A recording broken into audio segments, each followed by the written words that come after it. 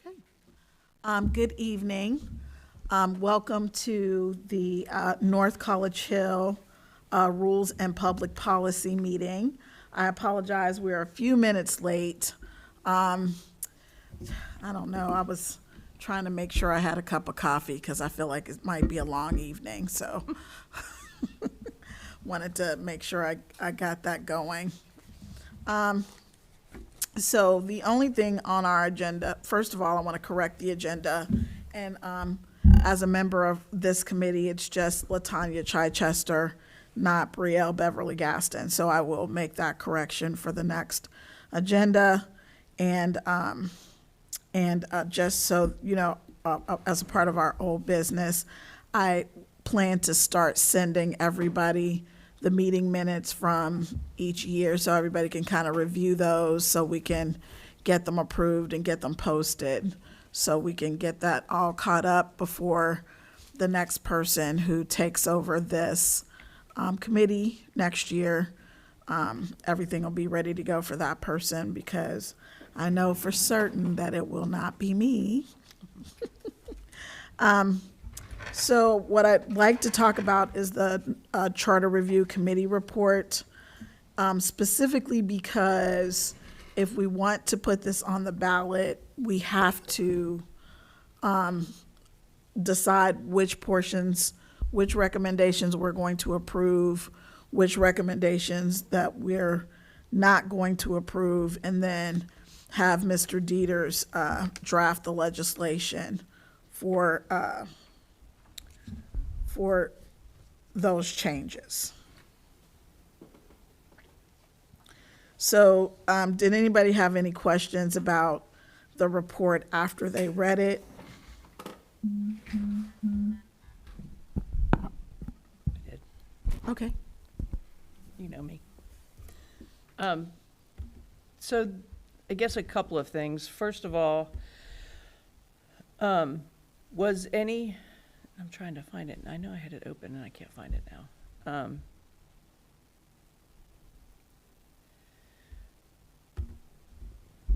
So the, I guess I should ask first of all, were there any strong recommendations by the Charter Review Commission? And I guess I'm going to ask that predominantly because a lot of these are, there aren't any true major changes in these recommendations that I see.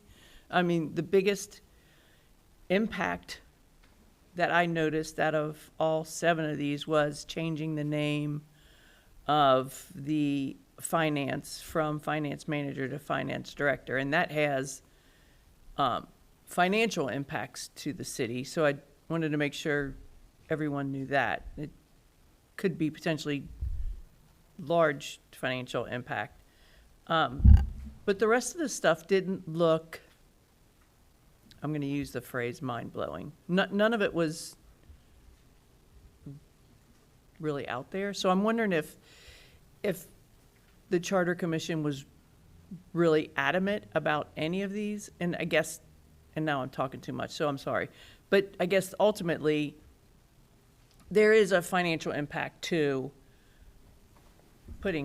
doing the charter on the ballot. So the way I understand it, whatever items we want, council wishes to put on, first of all, council has to approve it, then we have to approve the ballot initiative language, and then I believe it has to be physically printed out and mailed to every elector in the city.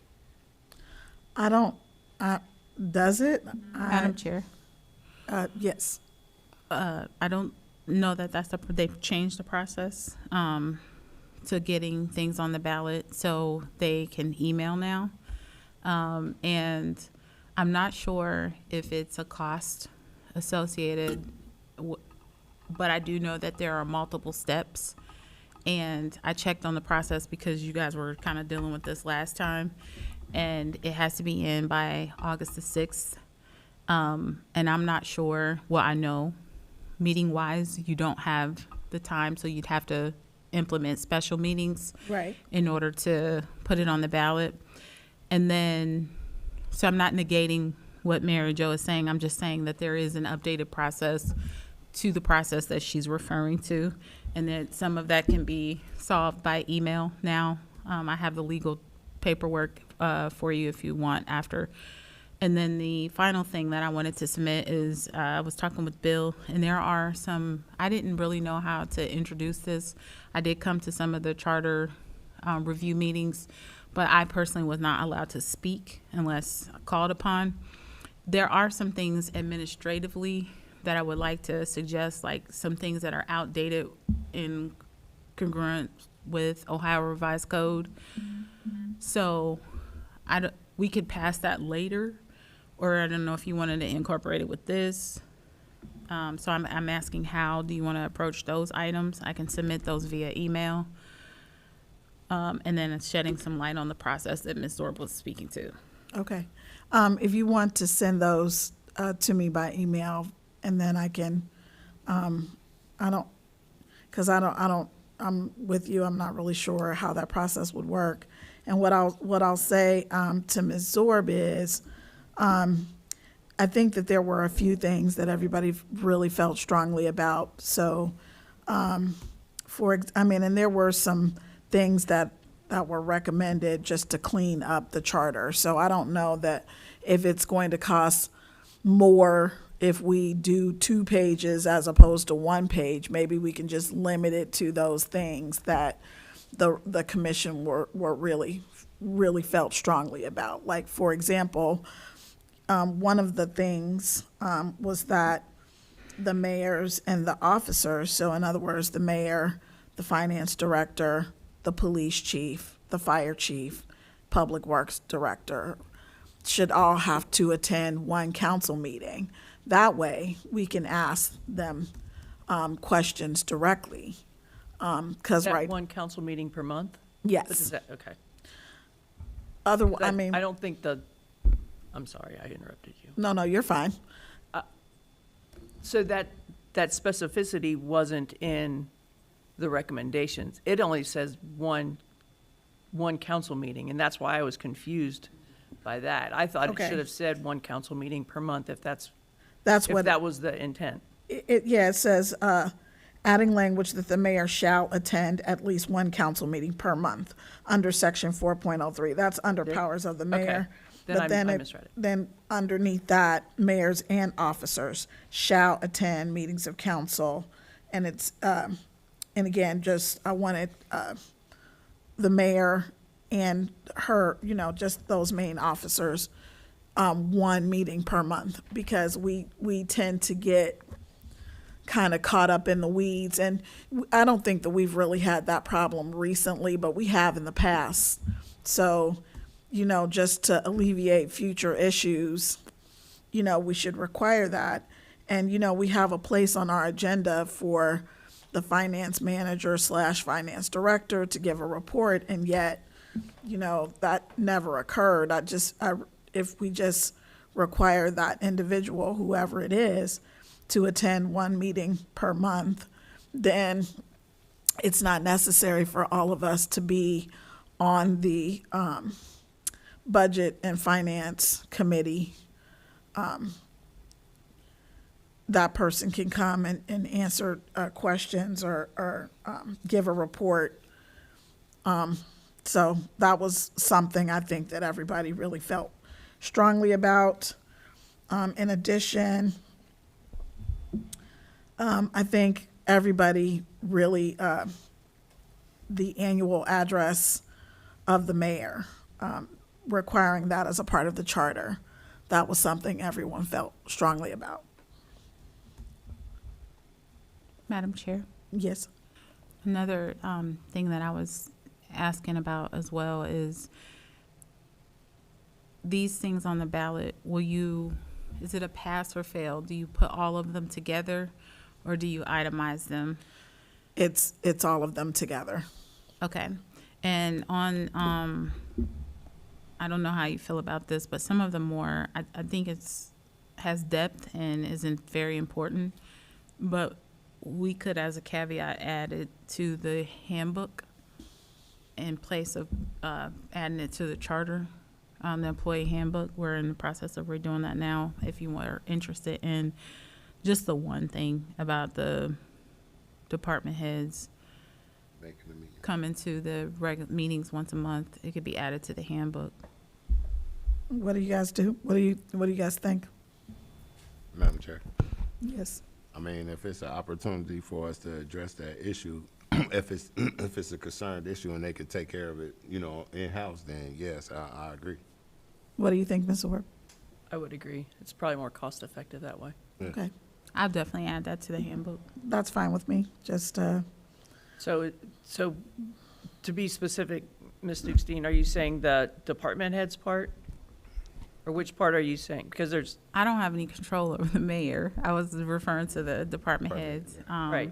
Attending do you prefer they attend a council meeting? no, or- I believe there's other things that are mentioned about employees in there too, wasn't there? Or not? Maybe not. now, just, Trying to- Yeah, just the department heads attending one council meeting per month. Okay. Also, I don't know if you can, the finance director, I can't do that. That definitely has to be changed per the charter. okay.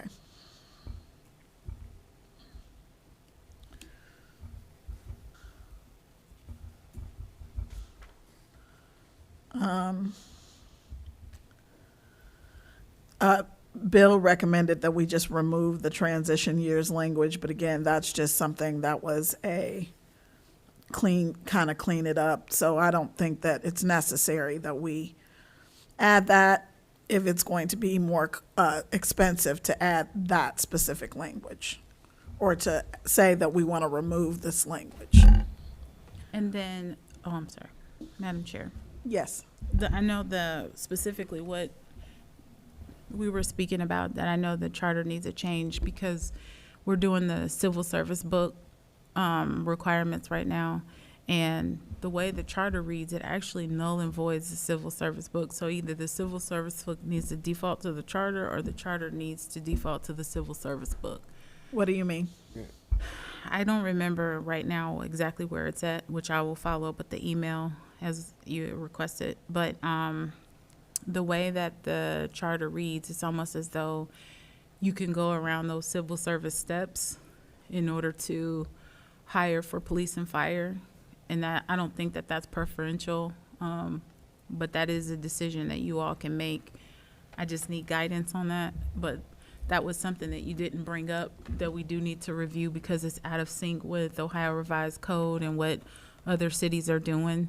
So I didn't really know how to address the things that you guys didn't talk about, but we do need to address as a city to bring our our charter up to date. Okay, I guess I need an example or, Okay, I'll just email because I don't remember specifically where it is in the charter, and I don't want to misquote. okay, fair enough.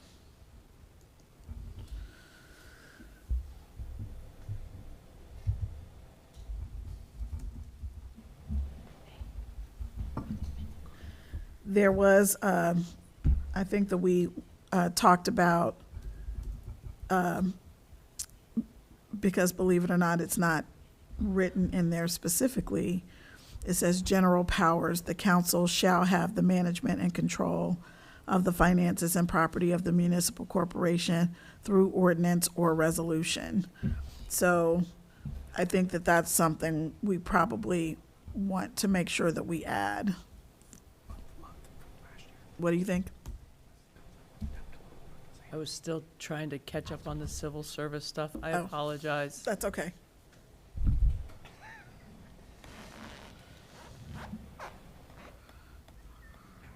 Mr. Wilson? I'm still looking at it. I mean, it's a lot of stuff going through my head, but I ain't put my finger on it yet. It basically, we just kind of talked about, there were some instances when I think the council passed a resolution when they should have passed an ordinance, or passed an ordinance when they should have passed a resolution. I don't know when that occurred. I can't really recall. I know that there was a lot of debate about it. You're shaking your head like that didn't happen, but No, I said, don't we have a law director that, I'm sorry. Well, and I'll even take it a step further. Doesn't the law director write the legislation? So how could that have happened? These are just thoughts that run through my head is all. sure, sure. Yep. Yep, this is true. Yep. Madam Chair, Yes, there have also been instances where we do things financially via a motion when there should have been actual legislation.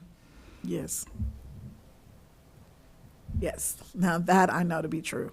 So I think that the thinking is to make sure that it is clear that these things need to occur through ordinance or resolution.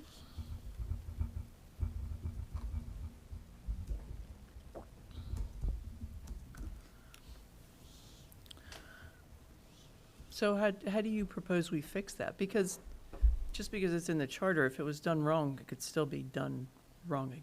Well, Do you see where I'm going with that? I do, but if there's a taxpayer, and I'm not encouraging any taxpayers to do this, but if there's a taxpayer who feels like the council is doing something wrong, then they have the ability to file a taxpayer lawsuit to correct the problem because it's in the charter.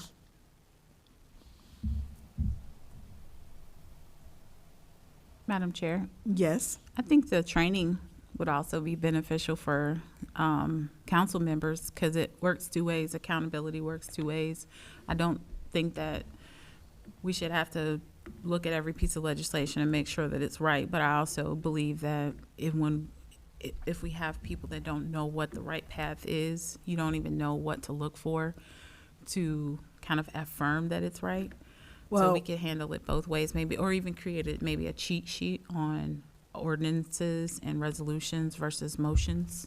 what I was going to suggest with regard to the training is that starting in year 2026, after the new council members are elected, if we just take 30 minutes in the center of each agenda and make that for training purposes, and we can have the training and during the meeting as a part of the agenda. All of the council members are required to attend all the meetings, so that way we can get the group rate for whatever it is. We have the TV here or in the other building if we can ever get that fixed or whatever we can do, and then that way during the meeting that's taken care of. We just have to be more efficient with our meetings.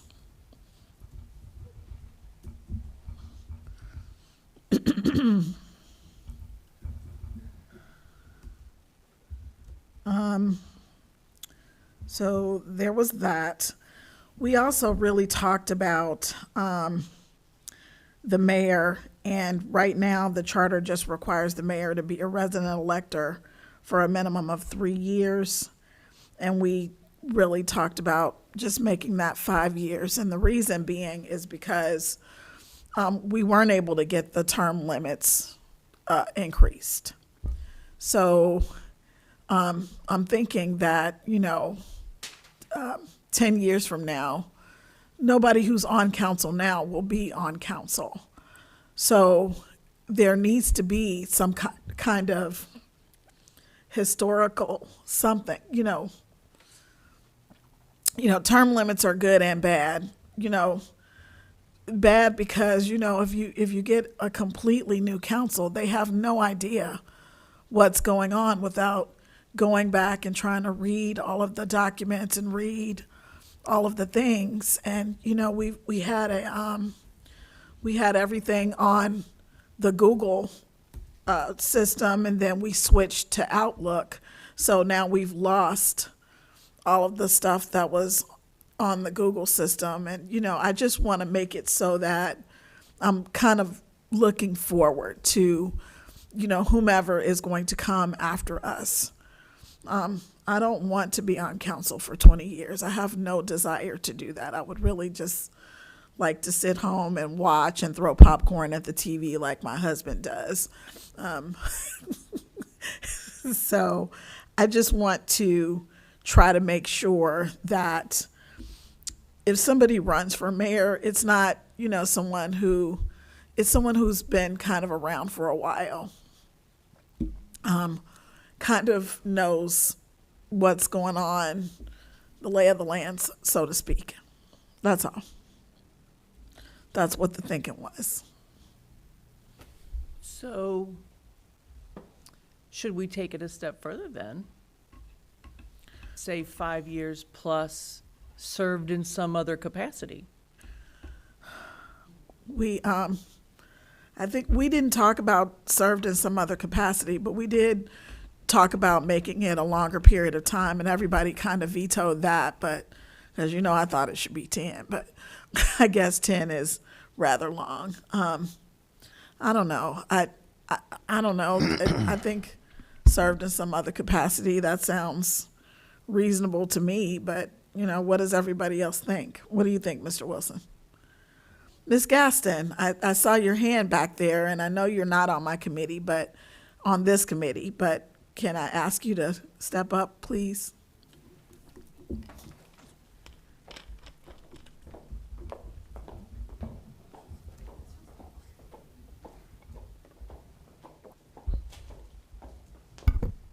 Hello, my name is Brielle Beverly Gaston, and I live at 6525 Baywood Lane.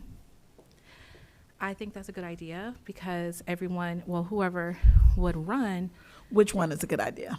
adding served in a different capacity. Okay. And I think that because you know the lay of the land, you've been here before, not only have you watched, but you've served as well. Okay, so when you guys say served in another capacity, do you mean like actually as a council member, or do you mean just on a committee or on an ad hoc committee? On what do you mean? So on an ad hoc committee or on council, or maybe as a director of some sort, an employee at one point, something of that nature. Okay, That's it. thank you. You're welcome. Is that what you meant, Mary Jo? Ms. Zorb, I'm sorry. You're fine. Yeah, and I guess that only came to mind because you said the whole, like that legacy information could be lost if there were a whole new council. Well, that's the same for a mayor. Just because someone lived in the city for 5 years, they could have just been not paying attention to anything. And they still wouldn't, just because they lived here 5 years doesn't mean that they would have any of that legacy information. So that's kind of was my thought process in bringing that up. Okay, that makes sense. And I believe that we can, I'm unclear about what leeway we have to add to what the commission has recommended to us, but I believe that we can, I believe we can. add to that. So I think that sounds like a reasonable idea to me. So at But least, we would have to, I'm sorry. I'm sorry, We would go have ahead. to come up with whatever and I Well- just thought of that, so I have not considered any kind of Listen. parameters that go with it. I did speak to Mr. Dieters about drafting the language for this, for the ballot language. So I'm assuming that he's just going to draft all of the ballot language that I have in this document, and then if we need to add something or remove something, we can have him do that. So we can just have him add that to whatever it is he's drafted.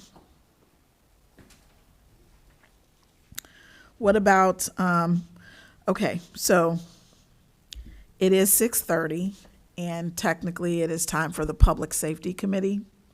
So what I am going to do is I'm going to technically adjourn the Rules and Public Policy Committee and start the Public Safety Committee meeting, but I'm going to, as Public Safety Chair, yield some of my time to the Rules and Public Policy meeting. Ms. Gaston. You're tricky. Does it all the time. And Ms. Zorb, would you just continue to take notes for us? I sure will. Thank you.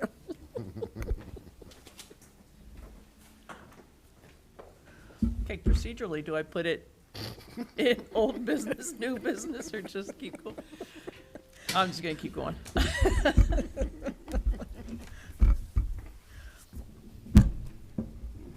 I kind of figured it might take us a while to kind of go through the Charter Commission information. Shelby, are you ready for us? Okay, so. Chairs and we're done. So we'll go ahead and do that, and I'm going to apologize because I see Chief Cheney sitting over there. He's always so kind to come and give us information and updates about the police department. So thank you very much for coming. So just with regard to, so we kind of talked about the language about the council having management and control through ordinance or resolution. We talked briefly about that. And then we also wanted to add something really specific that says, council shall exercise power through legislation per section 9.01 of the North College Hill Charter. So that's talking about when there's anything to do with money at all. We need to make sure that there's a piece of legislation, because what I'm finding is that when I'm going back to dig back through what was done previously, it is very difficult to even find it, much less try to figure out kind of what the councils were thinking about. What does everybody else think about that? Can you tell me which number that is from your commission? From the report number 3. Thank you. Thank you. I found it just as you said that. Sorry about that.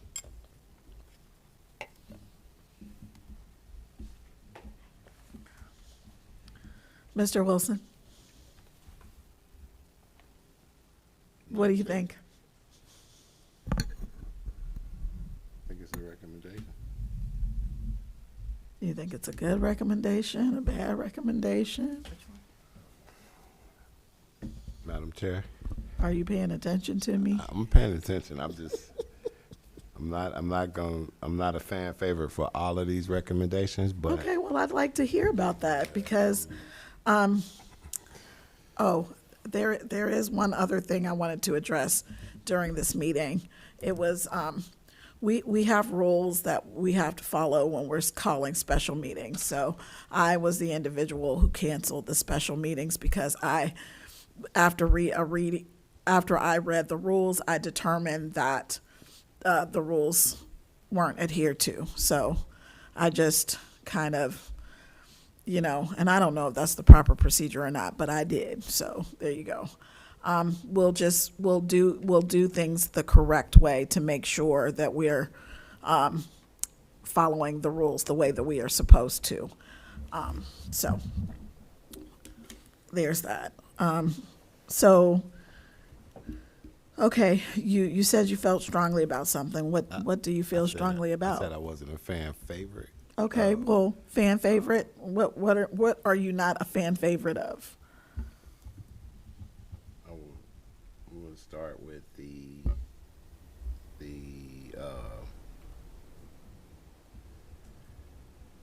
recommendations for the mayor. I need you to speak into the I got you. microphone. Yes, ma'am. The recommendations that was given for the mayor, Which one? the qualification thing, the 5-year. What's the current qualifications for it? 3 years. 3 years, and Yes. what's wrong with that 3-year qualification? I think we all thought it should be 5, Why? because I think that 3 years, you really aren't. So I've lived in North College Hill. All I can do is go back to myself, and I know that I'm not you can't just go by one person when you're thinking about that. I feel like I am plugged into politics and just, who my elected officials are, but not everybody is, right? So when I moved to North College Hill the first time, my children and I lived here for like 8 years, and then we moved away for 4 years, and we came back and moved back. But I knew who our elected officials were. We came to council meetings back when they were down there in the building where the police station is. So, but not everybody does. Not everybody even knows who their elected officials are, like their state legislators. By the way, mine are Lou Blessing and Cindy Abrams. However, that's not the case for everyone who lives in North College Hill. Fun fact. So not everyone is plugged in enough to know who their elected officials are.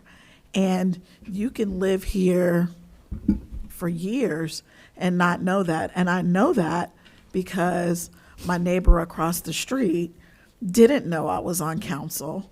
And now she comes to talk to me all the time. She knows that I'm on, she knows I'm on council. But she's been a neighbor of mine for over 5 years. And she didn't know I was on city council. I've never hidden that fact, but I tend to, when I walk around, I'm tending to stand outside Kroger's or walk in other areas, not on my own street. I don't know why. I guess I should start on my own street. But over 3 years, she had no clue.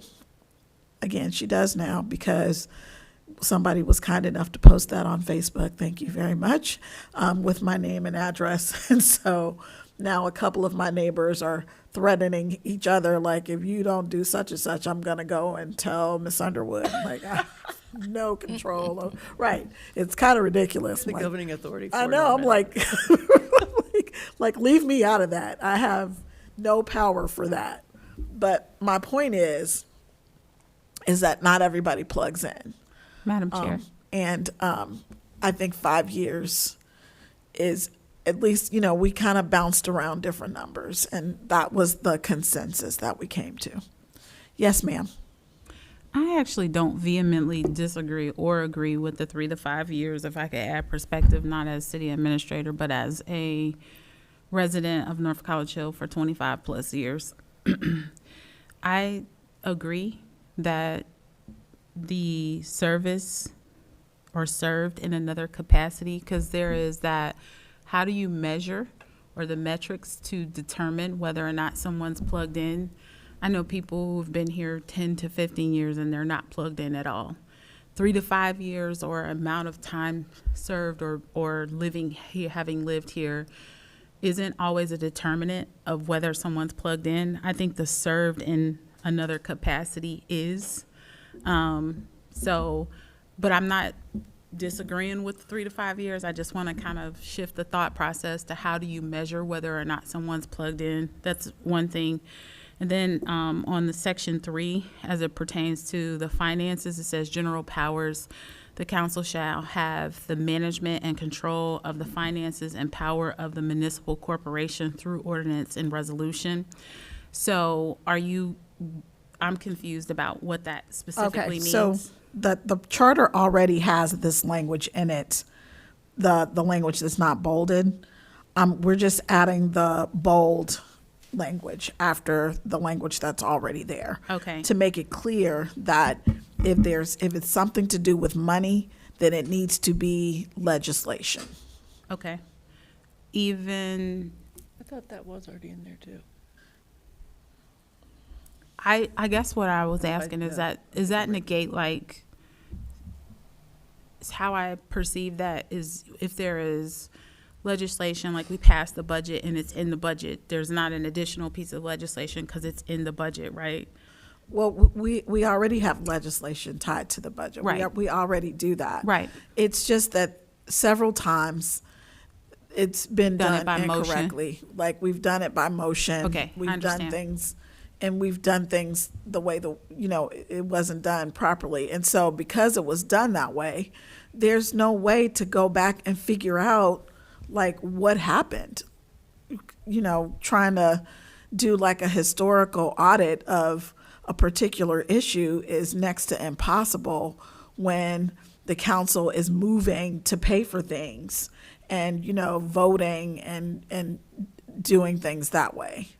Okay. Then the last and final thought that I had as it pertains to the historical value, which I think is extremely important, because one of the things that I think has been the debacle in the current council groups before, every few years we kind of go through a shift, and then some of the more historical members of council have been able to shed light, sometimes not understanding what was the thought process by the origin of that original ordinance or resolution.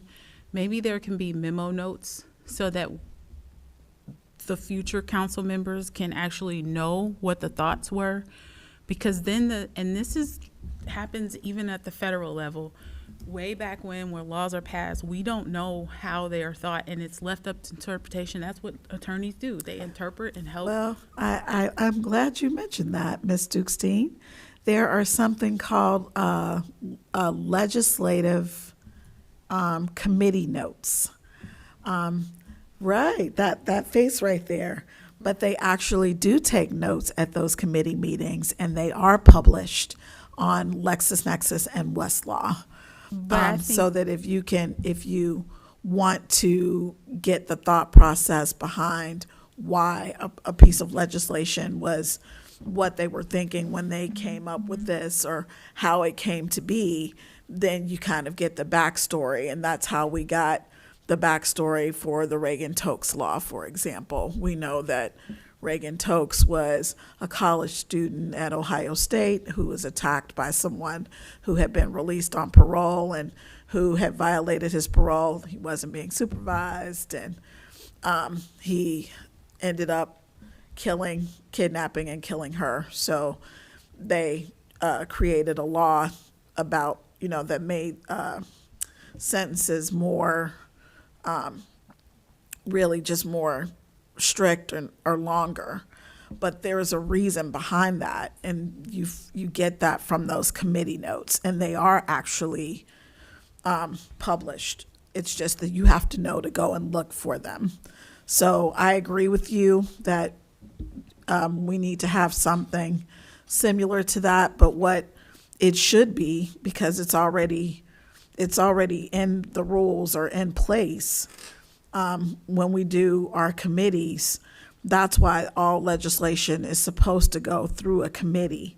That way we can discuss what we're thinking, what we think about it.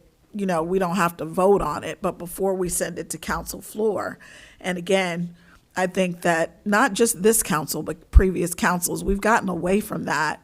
We've kind of, we'll send it to committee and it just stays in committee for one meeting and goes back to council. But really what we're supposed to be doing is we're supposed to be discussing and debating that legislation and telling and making a record of what we're thinking and why we're thinking about those things. So it's, the groundwork and the foundation is there. I think that we just need to tighten our ship, so to speak. And, someone, and again, I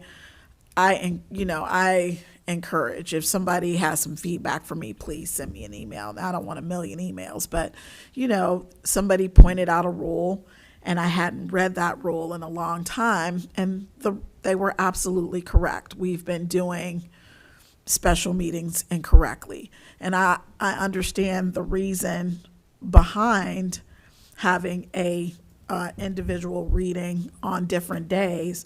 It's because if in fact, the community doesn't agree with something council is doing, they have the opportunity or they have time to go and put a referendum on the ballot to undo something that we've done. So that's the reason behind having 3 readings. It just gives people notice and an opportunity to be heard, and it gives people enough notice that if they want to go and get the correct number of signatures to put something on the ballot to undo something that council has done, they have the opportunity to do that. Definitely agree. But can I make a suggestion that during that discussion period of time, that council members begin to kind of lay a foundation, and then it is recorded by the clerk and added, because as I myself trying to understand different pieces of legislation / ordinances that have been passed, and to line those committee meetings up with when they were talked about, when they actually made it to council floor, and to be able to connect the discussions to that. Some of the minutes are there, some of them are not. And it's just a really difficult kind of tracking to navigate based on what we've done in the past. So I guess I'm suggesting that if we're going to make some significant changes to the charter, make them impactful to our future council members, our future city decision makers, to be able to correlate what we're talking about, maybe not necessarily in committee, but bring some valid discussion to council floor and make those memo deposits by our clerk, and putting those requirements on our clerk. I completely agree with you, and I think that we definitely took a step in the right direction when we had the co-chair or the vice chair kind of take control of doing the minutes for the meetings. I think that was definitely a step in the right direction, but I just think that, you know, in addition to that, we need to make sure that the meeting minutes actually describe in detail kind of what the thought process was, what was going on. And we really need to discuss this legislation. I know that Mary Jo or Ms. Zorb will be happy to hear that, but we really need to discuss legislation. We, you know, instead of just, oh, we'll send it to this committee and then we'll send it back. I mean, we've got to do better about getting those pieces of legislation actually drafted in a timely fashion and sent to a committee in a timely fashion. So I think that, you know, we just need to do a better job of that. And if it is time sensitive, then we need to, you know, advise the committee chair that a certain thing is time sensitive so that they can, you know, have adequate discussion about whatever it is. Madam Chair, Yes. I'm sorry, I'm not trying to dominate. No, you're fine. And I think that my observation on this side is that, for example, there seems to be like this notion that if we have to speed something up, I do understand and absolutely respect the legislative process, or I wouldn't be here. That's just a personal efficacy of my own. However, I do feel like when there are pieces of legislation that are introduced, I'll give a prime example. We have had one that was yielded to us by Rita in May. Our first opportunity to talk about it was in June. We were asked to go back administratively and get some questions answered, but they required it to be passed and ready to go in June. So sometimes those time restraints are not anything that administration or council together, we cannot control that. In those instances, we have to recognize legally what the parameters are and put a speed on them, and not assess that somehow somebody dropped the ball somewhere, because it isn't always that. I specifically remember us talking about in committee, does it go to mayor's court? Does it go to Hamilton County if we have an administrative subpoena? Because the long-term impact of that is we don't get to collect tax dollars, which is how the city is run, off of the resources from tax dollars. So given that, if we're delaying those types of processes because we are thinking that it's someone's failure, it's just a reset of thought, and knowing when to waive the three readings, I think is imperative. So that's why those notes, so that in spaces where I understand clutching the fist of the power and to make sure that the legislative process happens, but knowing when to apply that and when to let go of some of those parameters, so that we can keep the city moving in a productive way. Yeah, Chair. just with regard to the Rita situation, I do understand that. That was definitely something that was outside of the control of the city administration. However, you know, when a company comes to me and says, hey, we want to provide this service to you, and oh, by the way, we need you to sign this contract tomorrow, I don't trust that, not just that company, but any company. And I get that. And I get that it was time sensitive. Nobody dropped the ball.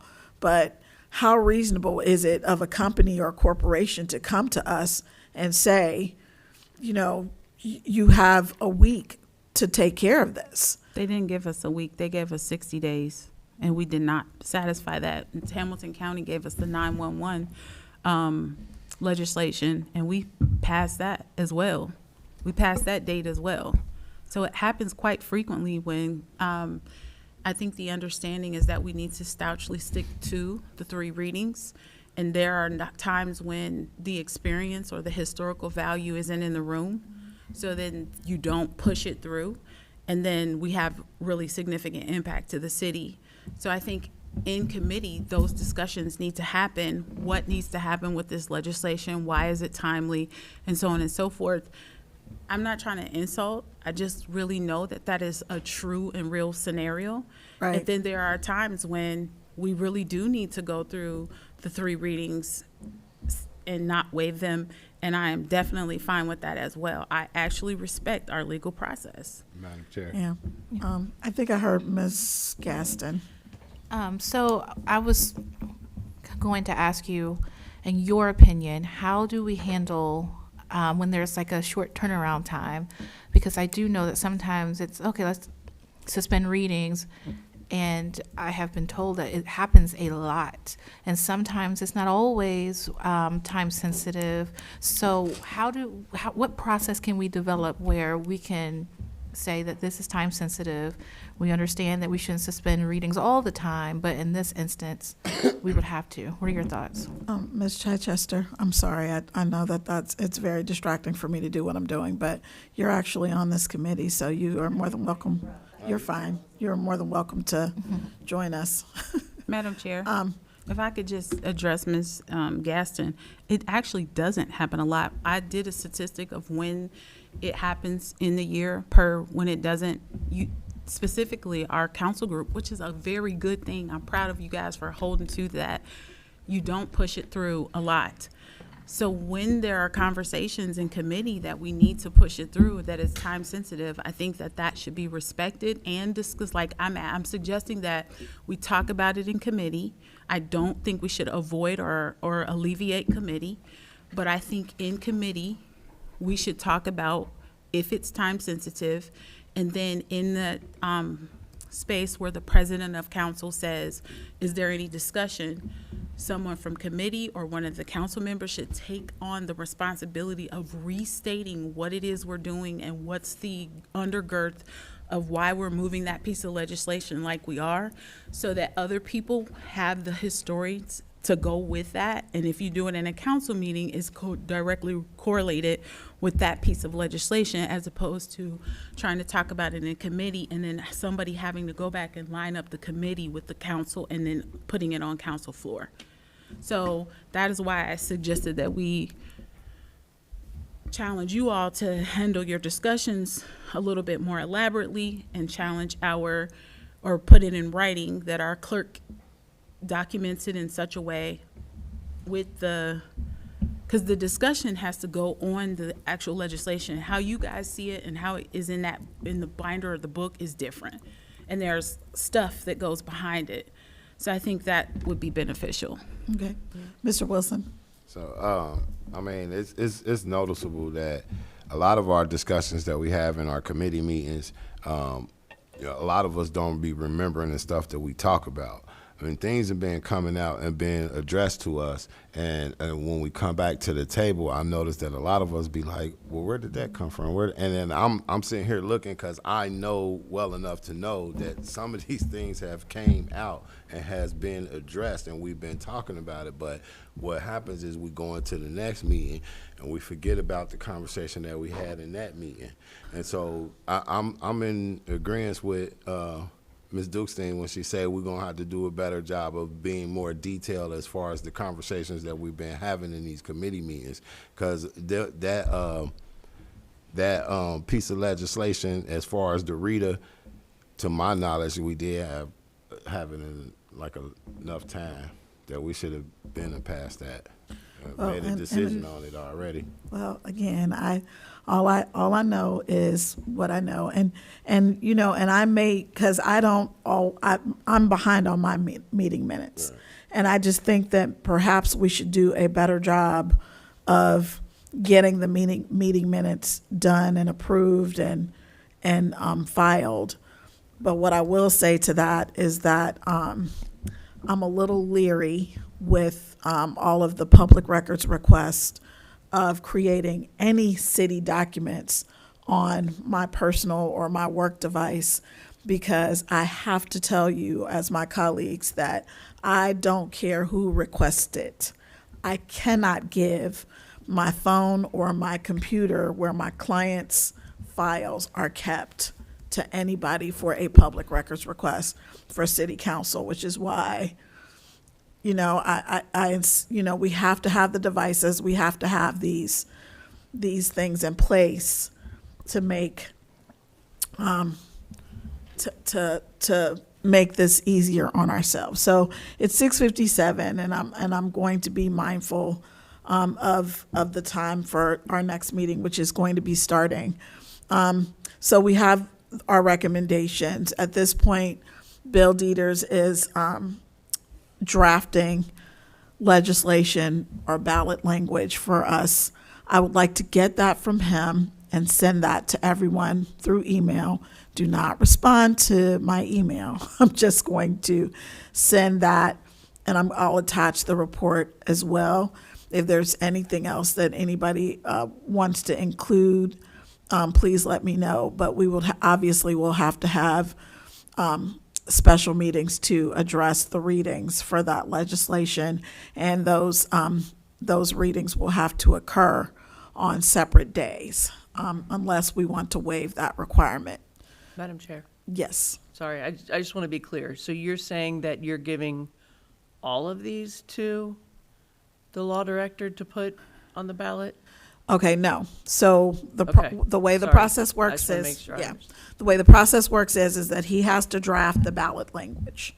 And then once he does that, I need to send it to you all, and then we have to vote on it. So we, as a council, have to say, yes, we want to include that. No, we don't want to include that.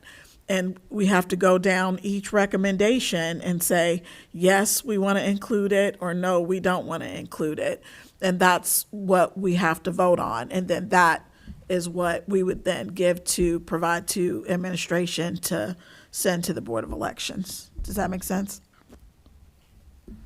Yes. No, you're hesitating. I am. 'Cause, I kind of like Mr. Wilson was saying that if we're not on board with any of them right now, we could start weeding some of them out now before they ever get to the Well, it's- council floor. 7 o'clock, so. Okay, we could have. Yeah, right, we could have. So what we, again, when we do the three readings, we vote yay or nay. And, everyone has the report, and I'm going to send the ballot language. When we schedule the special meetings, hopefully everyone will have reviewed it. If anybody has any questions, please give me a call, not more than one person, just one, and then I can explain kind of what the thought process was. The commission meetings were recorded, so you can always go back and look at those commission meetings. It is 7 o'clock. It's time for I'm Mr. sorry, I do have one more very important question. Yes. When you speak with Mr. Dieters, could you also firm up the costs that are associated? Yes. Like if we have to mail these out to I don't think that we have to do that, but I will make sure. I will tell you, there was a lot of contention in that, and it was mentioned in the vote of no confidence. So that's why I'm saying. Oh, okay. Please nail that down, and I please will. get that in writing. Yes, I will. Madam Chair, I can Yes. send you what was sent to me from the Board of Elections. I didn't get my information from Mr. Dieters or Okay. any other attorney. Well, he should be giving us information, but okay. I was just letting you know. I understand. Okay, If we so, get sued, he has to represent us. Yes. So he No. needs to weigh in, well, right? no comment. So it's Okay. 7:01, and I'm going to adjourn this meeting. Thank you.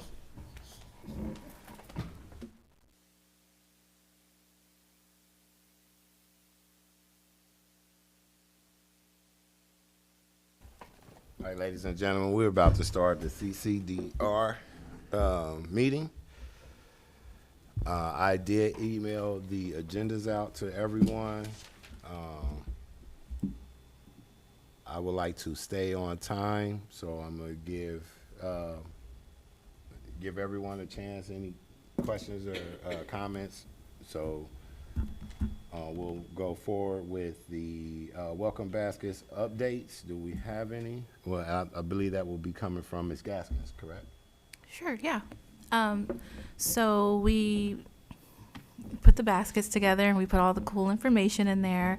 I was able to get with Ms. Stevens Knotts to get the Rita information. We weren't able to do the magnets, of course, but we were able to create like a heavier card stock for non-emergency numbers for residents to have, and just some cool things just to make them feel welcome for the house. We did deliver some yesterday, so that was a lot of fun. So, but yeah, so all we need to do now is welcome the businesses. But that's all I have. I'm gonna start with Ms. Zorb. Any questions? No, I have a comment. So it was brought to my attention that a couple of council members paid for some of those items out of their own pockets. And I don't think that that's the way we should go. I think that is not equitable across council. So I think either council agrees to, all of council divides this cost, or we take it out of our budget. Because I don't think it's fair that two people paid for that out of their budget, out of their own pocket. Mr. President, or Mr. Chairman, Go ahead, Ms. Chichester. I don't think we have anything in our budget. Then we put it in.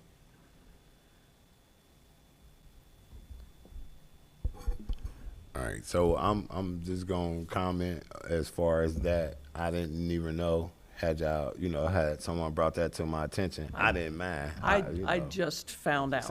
Yeah, had it been brought to my attention, I definitely would have pitched in. I believe it's very generous of these two individuals to do that, but I don't think that they should have to. I guess that's where I'm going. I mean, I'm appreciative of them doing that, but I think it's not fair.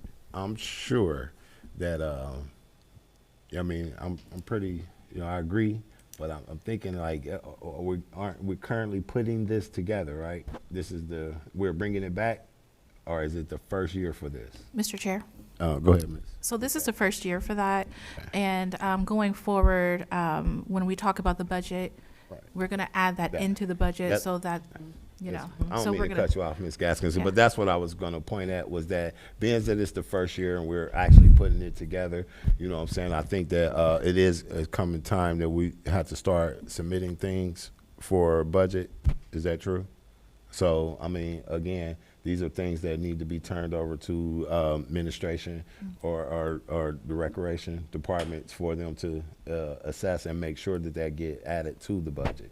So that way we don't have to, or we can work out how that's going to be taken care of in the future. So, Mr. Chair. Ms. Chichester. So, yes, that was a very generous thing. But I think we had this discussion back in February where we said we would discuss with council before we spend any funds to ensure that we're being good stewards financially. And we can't spend city money without approval first. If a citizen complains, we can't just go out and say, this is what I want to pay for because it's nice gesture. I want to buy some backpacks for the kids. Great gesture. Heart is in the right place, but that is not the proper protocol for spending city money. But this can't happen again. Mr. Chair. All right, Ms. Zorb. So I want to keep with the time. I understand. I So feel hold like on. So hold on. I feel like I need to defend that. Okay, give me a second here. Yeah. So we're gonna keep this in order. So like I said, what I'm gonna do is, Ms. Zorb, was that all the comment that you had? Do you have something else? I do. Okay, I'll give you opportunity. One other thing. Go ahead. I just want to point out, the two individuals did not ask for this money. Okay. I am bringing it to council as a point of leveling the field. Okay. They didn't ask for it. Actually, they told me not to bring it up, and I didn't think that was right, so I'm bringing it up. Okay. So is that all? It is. Okay. So we're going to move on. Ms. Tychester, any questions for Ms. Gaskins concerning the welcome baskets update? Okay. Ms. Alexander, any questions? No questions, just wanted to comment that it was a wonderful outing. The citizens, even the people who were around witnessing it, thought it was a wonderful gesture. There were two of the homes did not appear that they had been moved into yet. I guess we can reach out to administration. I don't know how we would know, because we just didn't want to leave it there because we didn't know what the process was for those Habitat homes. It had a sign saying, hey, future homeowner there, but it was obvious that no one had moved in yet. But we surely don't want this to be the last time we do the welcome basket, whether we have a different type of protocol. Okay, but I think it was very well received, and it's something to shine a positive light on our city. Okay, that'll work. Oh, All right. one more thing. Excuse me. Mr. Chair. Hold on. Miss, is that all for you? That's all. All right. Mr. Davis? Thank y'all. I'd like to thank everybody who was involved for their investment and for them being the help. I appreciate y'all's dedication to community development. And if y'all need me to put my bid in, I don't have any money, but y'all can absolutely have some of my no money. Just let me know when off the record. I got y'all. No, you're I'll put that in the notes. Is that all for you, Mr. Davis? Okay. All right. As I always do, I always give everyone a second chance. So, Ms. Zorb, Mr. I think I've already had I'm my sorry, second Miss- chance. I'm good. Ms. Dukestein, I apologize. Did you have something to say? I do. Okay, go ahead. Because I have to address a lot of things because there was Okay, a lot go of ahead. things said. You have the floor. Go ahead. So I love the way that Mr. Davis always makes humor out of sometimes what can be construed as heavier situations. And so on that note, I don't want to step on anyone's toes, but this is the time where we have to be truthful and transparent about the discussion. Council members should not be purchasing anything on their own. That is not the right way to handle it. You shouldn't even be making donations. Even if you decide to make a donation, there is a protocol for donations, and it really is safety of yourselves. I don't know who the two donors were. Thank you, and I don't want this message to be lost in the whole goodness of the event. I was able to see it online and see the participation. And I really, really honestly don't want the good part of it to be lost in the process. I just am responsible for telling you the process. So when you're making a donation, you have to officially make a donation. It has to be documented in everything. So keep that in mind. And then you're right, it wasn't in the budget. So then there is making appropriations to make sure that we put it in the budget so that it is pulled from that, because actually the welcome baskets are a city represented thing.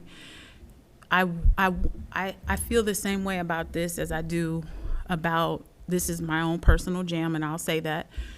I feel like council members do a lot of work, and they don't sometimes get to pop their collars and say, hey, this is our fun project that we want to do for the community.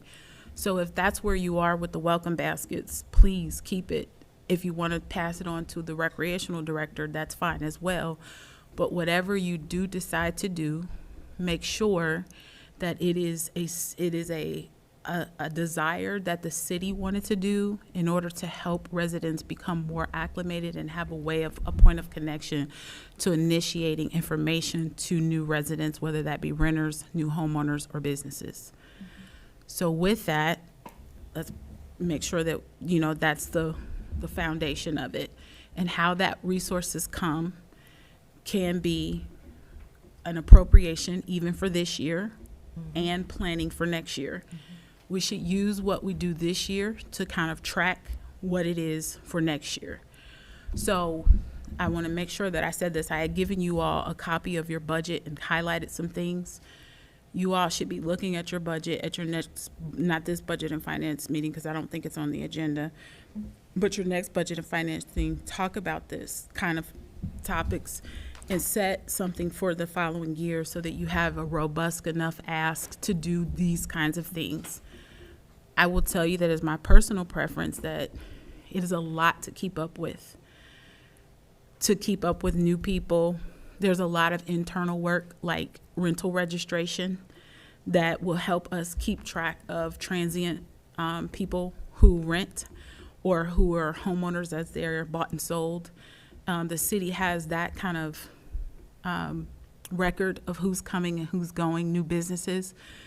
It's okay if you all want to keep it, that's a decision that's yours, but it is the initial thought process was to make sure that we are informing residents so that they have some go-to resources when they move in and to put the niceties on a welcome. I also can see that it can be a good thing for just council members to acclimate themselves to the community, let positive faces be shown, connectivity with who their constituents are when they have issues that they can email and talk to. And then my other ask is that if that is going to be a council thing, give each council member an opportunity to rotate, organize it and put it in a rotation so that each of you get to be the face of those baskets. The other thing that I would say is the 2 vacancies. When we have those vacancies, I do know specifically with the Habitat for Humanity homes, they had some delay on their closings. So I do know that some of them didn't move in right away. So we would want to save those baskets and redeliver them at a later date. If you guys do decide to keep it, this could be like a rolling rotation of like administration pushing you dates, times when people are moving in, those kinds of things. So you have like, we'll do this many in this month and help to actually keep control. But there's a lot of asks. So even asking for sponsorship, like, hey, you have to realize the implication legally when a council member is asking for a donation. It can be construed as campaign mismanagement. They tell you over at the Board of Elections kind of the stickiness of doing that. So in the past, that was specifically why other council members were told not to ask for funds. So I just want to kind of put that out there. If you can navigate through all of those things and keep it, whatever you want to do, that's fine. If you want to budget it in and then do that, that's also fine. And then the other thing, again, I don't want the positivity to be lost in this because I was happy to see it. The baskets look great. The things that were in the baskets look great. I was happy to see Miss Alexander and Miss Zorb and Miss Gaston participate in putting the baskets together, and her little sweet baby over there. So, and your baby too. So I watched and it's a beautiful thing. It is the right step for our community. It's something that I think we should be super proud of. But I also think it should be filtered through North College Hill website. We have to build up foot traffic to our website, to our social media channels. And if it's going to be a city thing put on by the city, our first step shouldn't be released in kind of these off groups. We have to have a kind of a space where we get it out there and people are able to use our website as a resource for information, but we can't do that if we're releasing it other places first, because people are going to look to those places first. Before our website. So I just ask that you consider that. I'm not telling you, I'm just giving you some parameters of what to look up, make some decisions about it, and then go from there. Well, thank you, Ms. Dukes. Okay. Wait, one more thing. I got a question so that so we can start budgeting for 2026. How many baskets we used this year so we could use that to budget for next year, and the cost per basket? I think if you don't mind giving me some time to kind of come up with what is a good dollar point, then we can come back to the next budget and finance and talk about it then. Can we keep track for the rest of the year so we Absolutely. can, if we need to make amendments for next year's budget, we can put that in there? Absolutely. So that- I'll get with you. No problem. So what I will ask is that, you know, what I would like you guys to do is put all the numbers together and then send it over to Ms. Tychester, as far as so that way she can have an idea. But Ms. Alexander is the co-chair. So right now we haven't decided which direction we're going to put that in, or we're going to leave it in, you know, in the committee.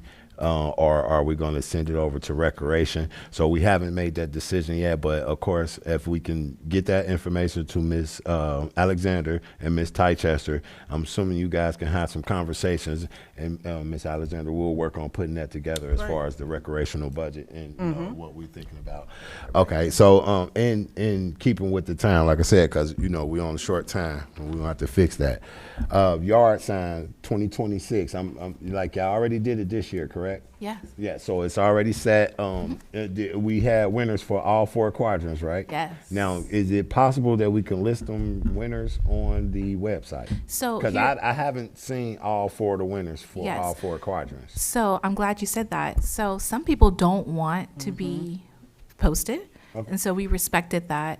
So when you drive around, you will start to see some of the signs because the next 90 days is coming up and we're looking.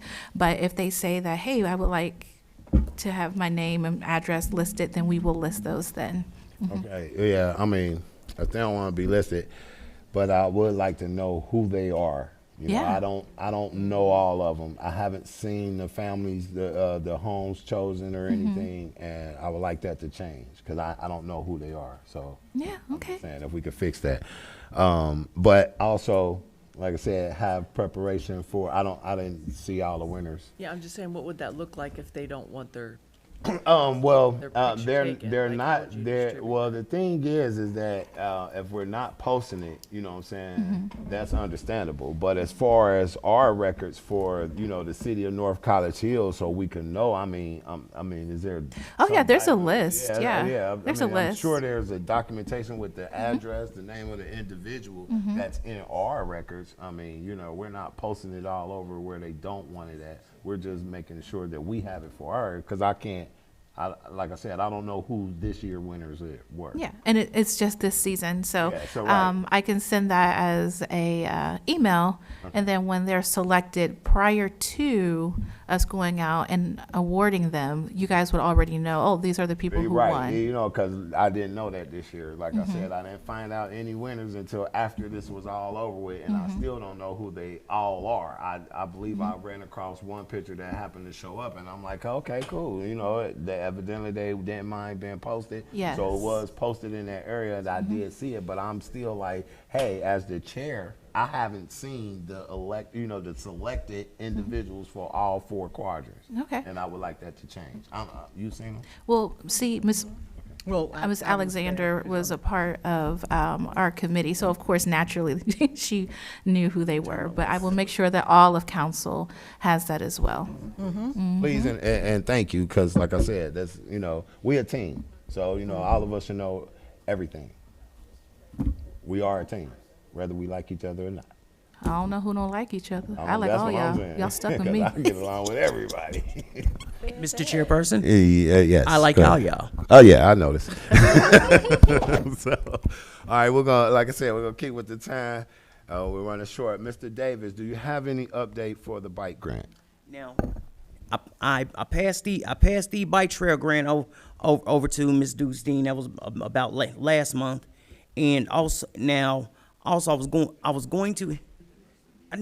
I'll report to you. I'll update. I got you.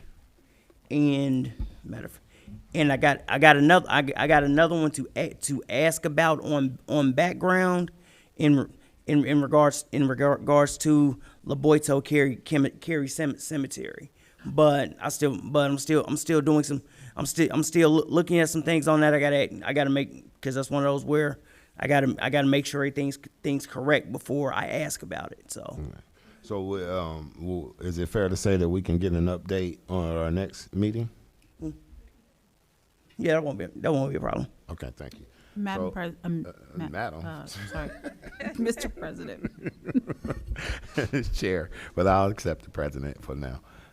Go ahead, Ms. Dixon. I'm sorry, Mr. Davis, the last email that I have from you regarding a grant or anything is, I have one for, oh, I see it.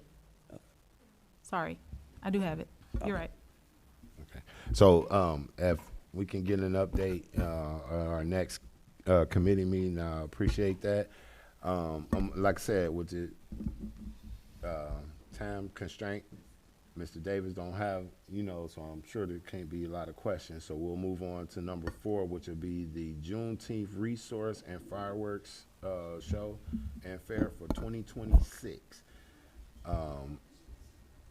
Ms. Tychester, Yes. I still have you for that, in charge of that. So is it? You need to talk in your mic. I'm sorry. I still have you in charge of that. Do you have any updates as far as 2020 going into 2026? Have you started your planning? So, resource fair, we just have to pick the dates because the dates change a little bit and see if Okay. you actually want it on, I think Juneteenth next year is on a Friday. Is it? Yes. And I would suggest maybe we do a week kickoff at the start of the week. Because usually now, Juneteenth is a federal holiday and a lot of people who work in a nonprofit space are off of work. Okay. Have people willing to volunteer their time, but I would rather not ask people to give more of themselves than they already do in that work in that space. So maybe we can look at maybe during the week doing something, maybe something small. It doesn't even have to be things costly. It could probably be a page on our city website updating the historical reference to Juneteenth. We could start kicking off by doing that. Having just different small activities leading up to it. So we need to figure out if we're gonna have the food truck. So we need to probably revisit the topic and make an outline of what we want to do leading up to that date, since it is going to be like a weekend thing. Okay. So, I will just. I mean, I don't want to speak to for Ms. Alexander, but my idea will be go ahead and start planning. Well, Let's start planning now. Like, as far as hold on, because I'm gonna address this to Ms. Dukestein. City, are we in a position to get another pledge letter out for fireworks?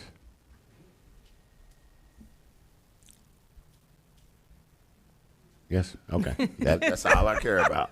So, if we can. I don't know if now's the right timing. 2020. Well, I'll. Juneteenth is the one on the Yeah, agenda. of 2026. Well, I want to get it out as early as So possible. that, I Skip guess, the bike trail.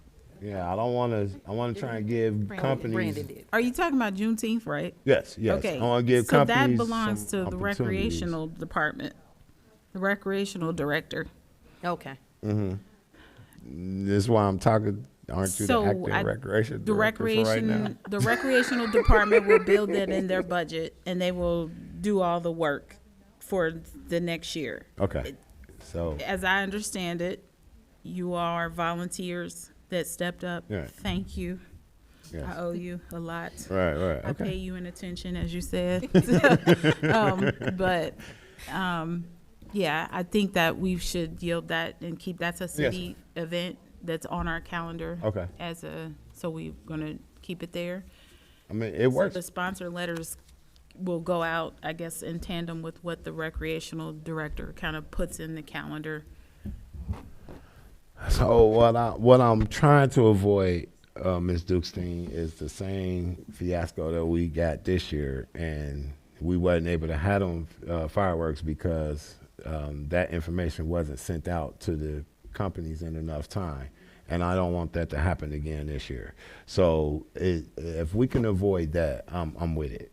How you handle it from here works for me, just as long as we can avoid that fiasco again. All right. So tidbit, Mr. Chair. Yes, go ahead. That is Father's Day weekend also next year. Oh, that's even better. We actually get something on our day. Listen, I get enough cards. I got 80 sweaters. Okay. So with that being said, we'll, Ms. Tykechester, if you could, Ms. Alexandra, you guys, and move. Mr. Chair. Yes, go ahead. So I just want to clarify that Ms. Dukestein is saying that not only the fireworks, but is also the Juneteenth being handed over to the Recreation Department. It was always with the recreational Okay. director, and in that department, yes. This year, people stepped up to volunteer in the absence of there being a recreational director. And I'm again saying thank you to everyone who did so. So our role would be just giving ideas to the Recreation Department? Yep. Okay, Sending those right over as soon as that person gets here. okay. Would gladly. So, on, girl. all right. So, Please. so No, just the next In my dreams. next is the party in the park. Do we have any significant updates? If it's Do we have any significant updates? No, you know me. You Oh, know yeah. I got something I'm pretty to say sure you about got that. something to say. Well, listen, check dig. We got 2 minutes, so Okay, I'll make it fast. So, people have started to see like the signups. The official flyer that will go out on our city website is going to be available to the administration this week so that everyone knows that it's coming. We have signups. We have the Bake Off. We have the Best Pet. We also have the Fire versus Police kickball team. So those links are out for those to start thinking, man, do I need to stretch a little bit? Do I still got it? So they can sign up. We just want to have fun as a city and just really enjoy being together as North College Hill. Now, Mr. Chain, listen, we better win. All I can say is I'm on his team. whoever wins, I think council then should challenge the winner of police or fire. There's not enough of us. yes, it is. It doesn't take that More many for than kickball, does it? Mr. Chair. She on a team. She on 18. That's not She fair. done You jumped to they guys squad. live and work out. Listen, We just flap our gums. Hang That's on, not hang on. fair. We'll take you on and chair volleyball, and we'll get the seniors. We can do that. No, I don't want no. I have asked to play. We just haven't had a chance to do it yet, but we want to play the seniors at some point too. I think it'll be fun. I played the seniors, and I got my butt kicked every game. Mr. all right. Chair, They're serious. Okay. I'm just saying, as a person who's played the seniors in chair volleyball, don't want that smoke. that this is a non-smoking building. We do not want that smoke, sir. Yeah, they're So- serious. Mr. Chair? yes, go ahead. Also, we were thinking, and this was not my idea, a citizen I spoke to said that we should have a patriotic Yes. type portion. Yes. Perhaps, I don't know if we have access to the color guard or maybe someone to sing the Star Spangled Banner, especially since our fire and police are there. And we have our veterans that are going to be there just as, a focal point of, our city. We love our community, we love our veterans and, our country. That's an excellent idea. Well, Good job. okay, ladies and gentlemen, I hate to do this, but I'm gonna stick with our time constraint, and I am going to table the rest of our conversation, and I am going to adjourn the Mr. Chair. CC. Mr. Chair, do you need me to yield 10 minutes? Because you only have like one more thing on your agenda. So what I'm going to do is I'm going to table the rest of our conversation, and I'm going to adjourn the the CCDR meeting, and that's the end. We got to do old business. You won't have to. Won't I have do to. have one We don't have to thing. do old business. I have just one little small thing. Like I said, I understand. We'll fix the time constraints. That's what we are council for. So we have that on the rule. But other than that, we have to stick with the time. So that meeting is now adjourned. All right.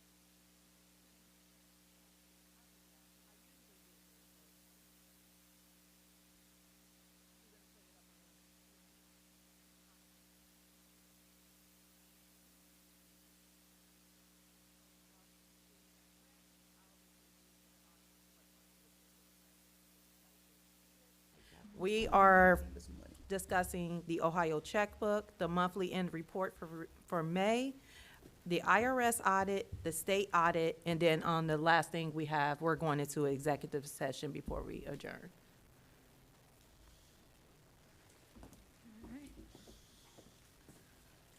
See you later.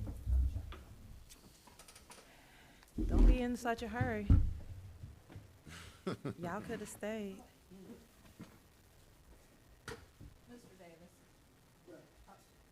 did you start already? Not technically, but go ahead. We're powering our devices on.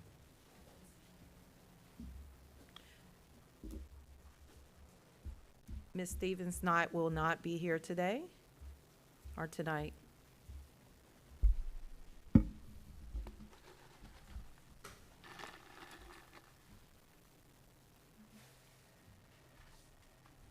Mr. Tasker, you sent that to me last week, correct? What? The agenda. Yep, Friday. Yeah, that's what I got. You want me to resend it so I can be at the got top? it. It's the correct. I just wanted to make sure I was on the correct one. I know, it's so many of them. All right, well, no, it's just that I know you sent out one for the special meeting. Nope, that wasn't me, that was Mr., Uh, oh, maybe it was yeah, me. that was you. Yeah. I'm about to say I only got one, Latanya. Ah.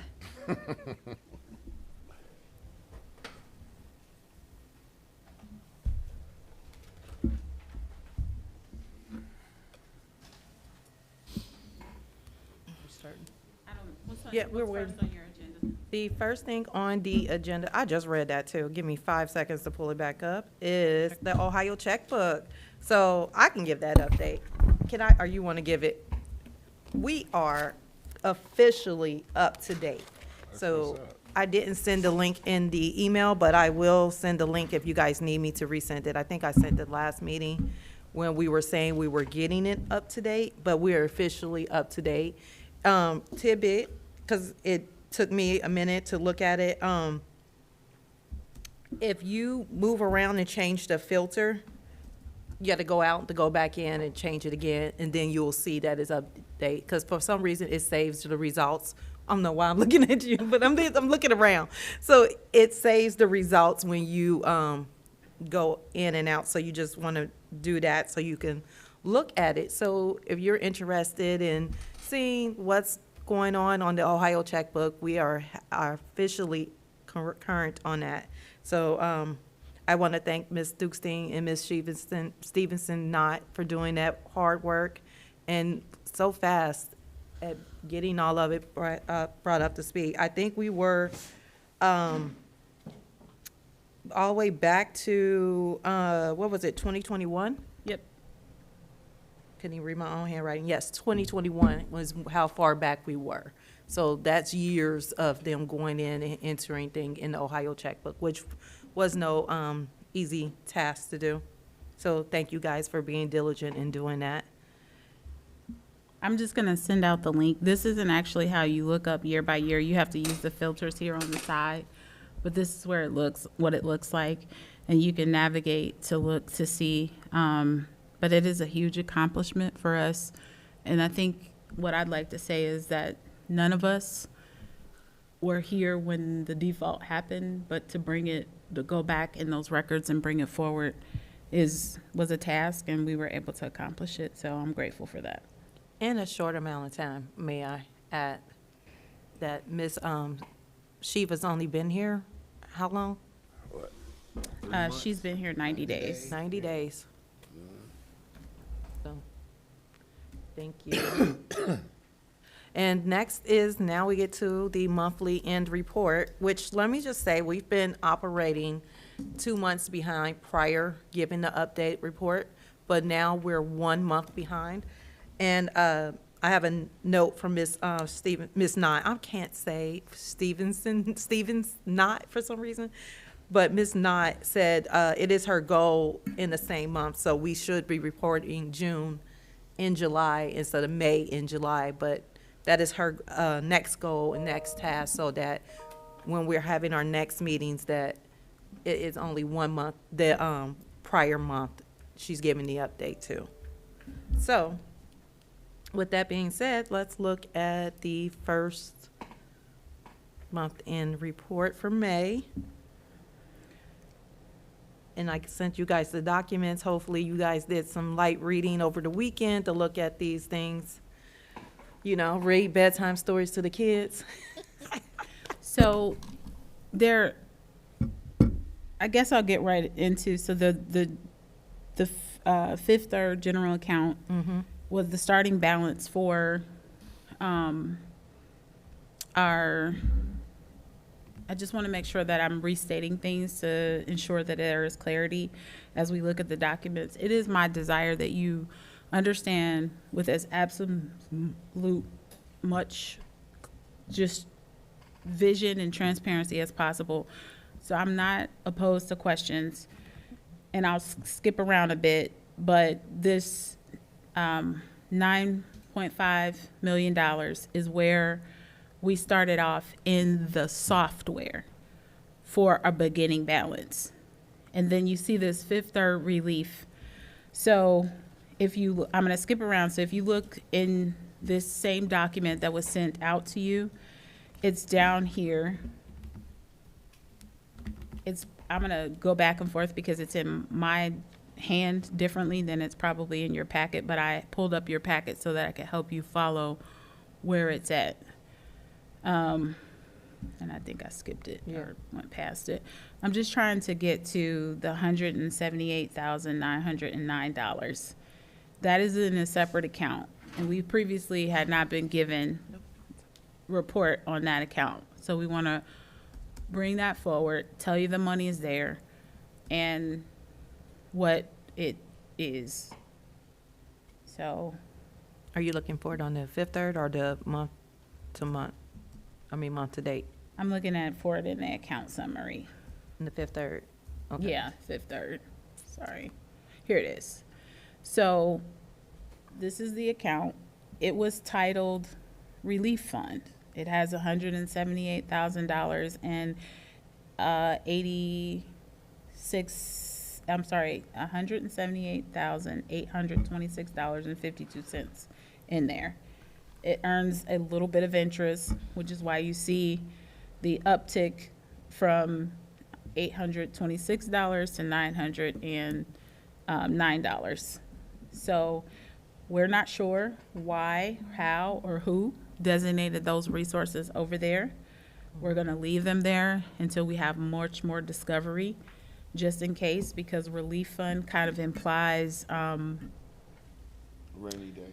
Yeah. no, it kind of implies something about ARPA, and I don't wanna resource it. I'll tell you what I believe it is. I believe it is the resources that we initially had for the splash pad. We separated those out, thinking that we were gonna use them, and this is what it's down to. So there's still some discovery to be had. And so then I wanna bring you over to an additional document. This is in your packets. I don't know if you have them or you're looking at them electronically.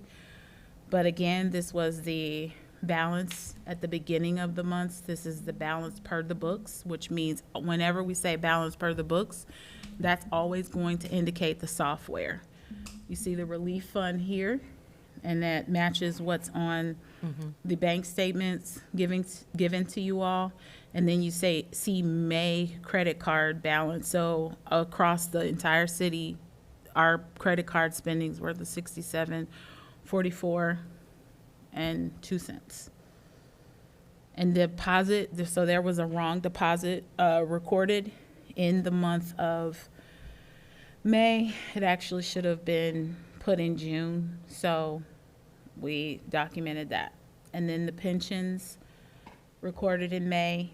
Now those were paid in June, but those are so we collect in May.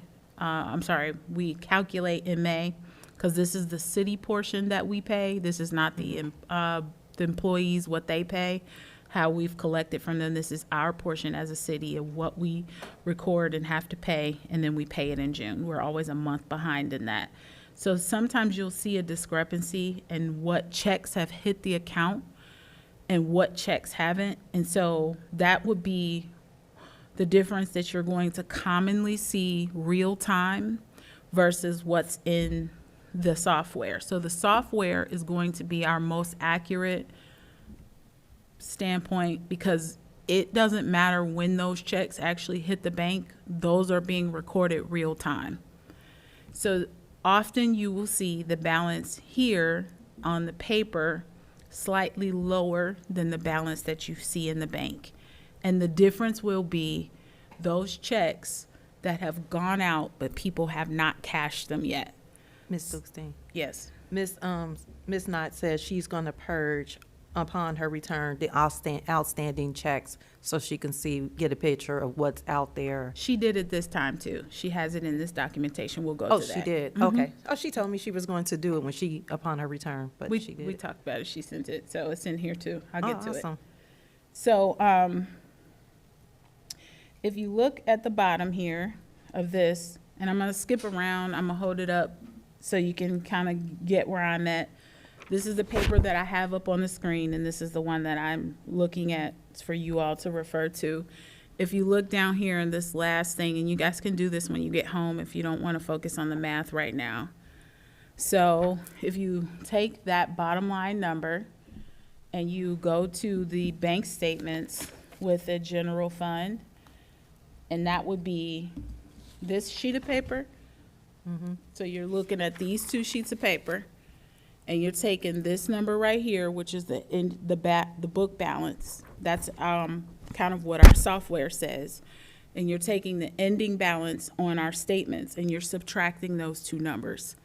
But you have to remember, so this right here, this big one right here with the big 9.5 beginning balance, and we end it with a 9.3 ending balance for the month of May, that only represents what's in the general fund, but that does not include that relief fund money.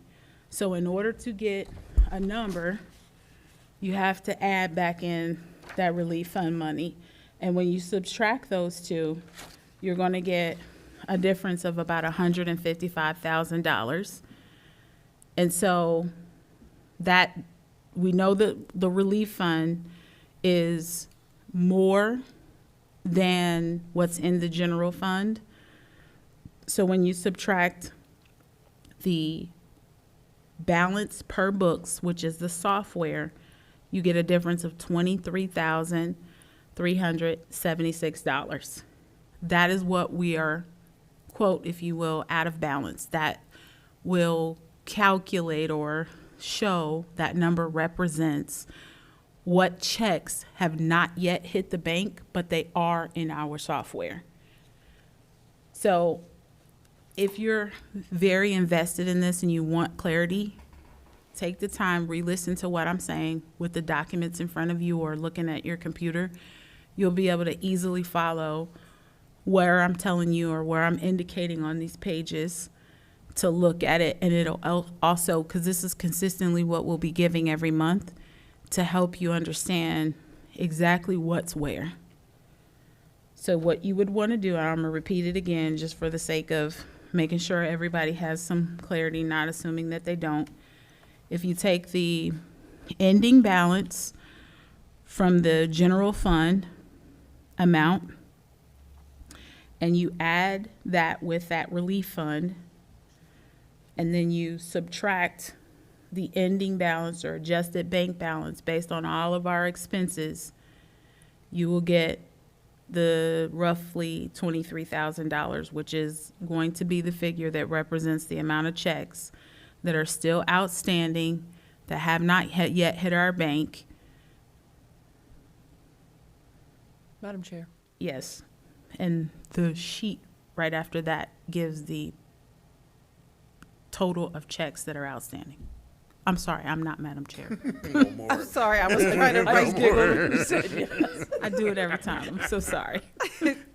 Sorry, I was finishing up my number. I didn't want to miss a number. Go ahead, Ms. Zorb. So, Ms. Dugstein, this relief fund Yes. has just got my mind twisted here. Okay. So, if that's a number that we haven't seen until now, I don't understand how we could have been told in the past that the software balances with Fifth Third, because that would have been in that Fifth Third account. We have seen it before now, so it was just built in a general fund cushion. I will give Miss Shiva Stevens not credit for this. She said we need to show them that it's a separate bank account because, That's why. and so it is in a separate bank account, but it has been, you've been given it in the totals. But together, we always talk about how can we deliver a more clear, transparent report so that there aren't a bunch of questions and speculations about where money is, not just to council members, but to the public. So this was one of the efforts that was decided this month. Not that it had been, I don't necessarily think it had been hidden, it just had not been exposed that this was sitting in a separate account. So it was just calculated in this general fund number. So for me, I want you to know that it's in a separate account, but I also want you to know if you're going to go home and crunch these numbers, you have to add these two together to get the whole total lump sum in order for it to balance, which is what this sheet will help you to do. And that sheet is titled at the top, Reconciliation of Cash Receipts and Cash Disbursements. So that kind of gives you big totals of everything that has transpired transactionally in the city.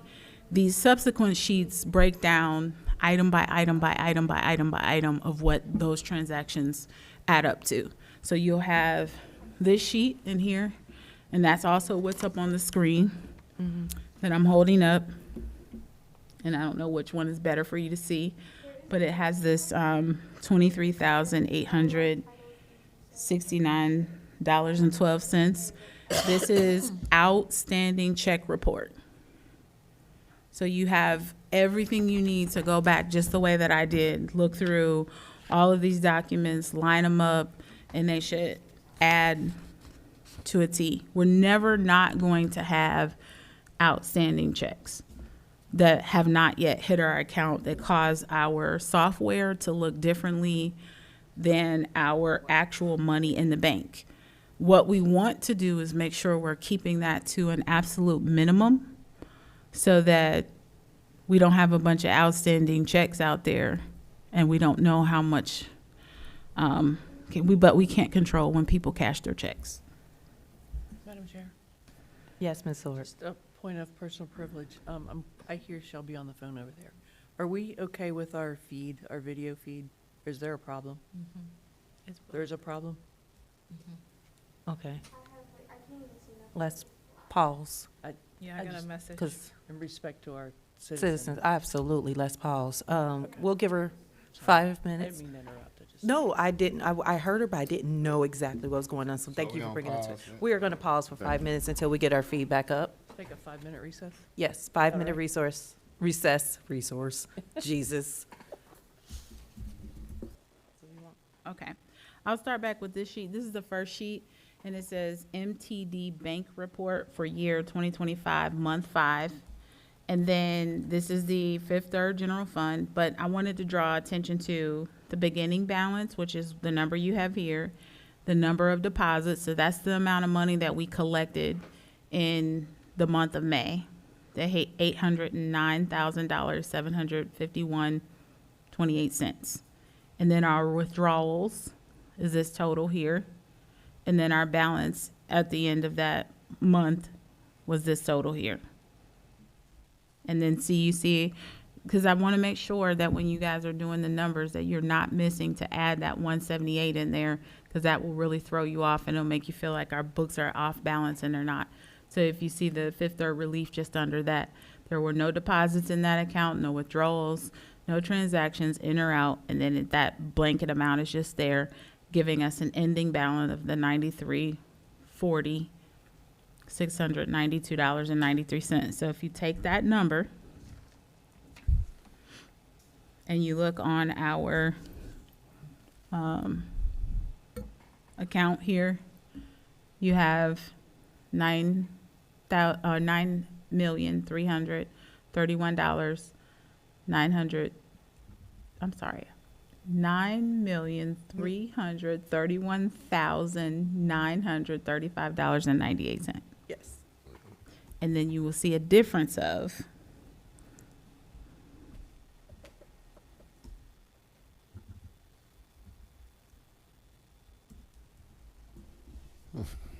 this number here. And that is the outstanding checks. So, does anybody have any questions over the information? I think if you guys will get really familiar with the documents being given to you, you'll be very much more satisfied with the level of clarity that is being offered.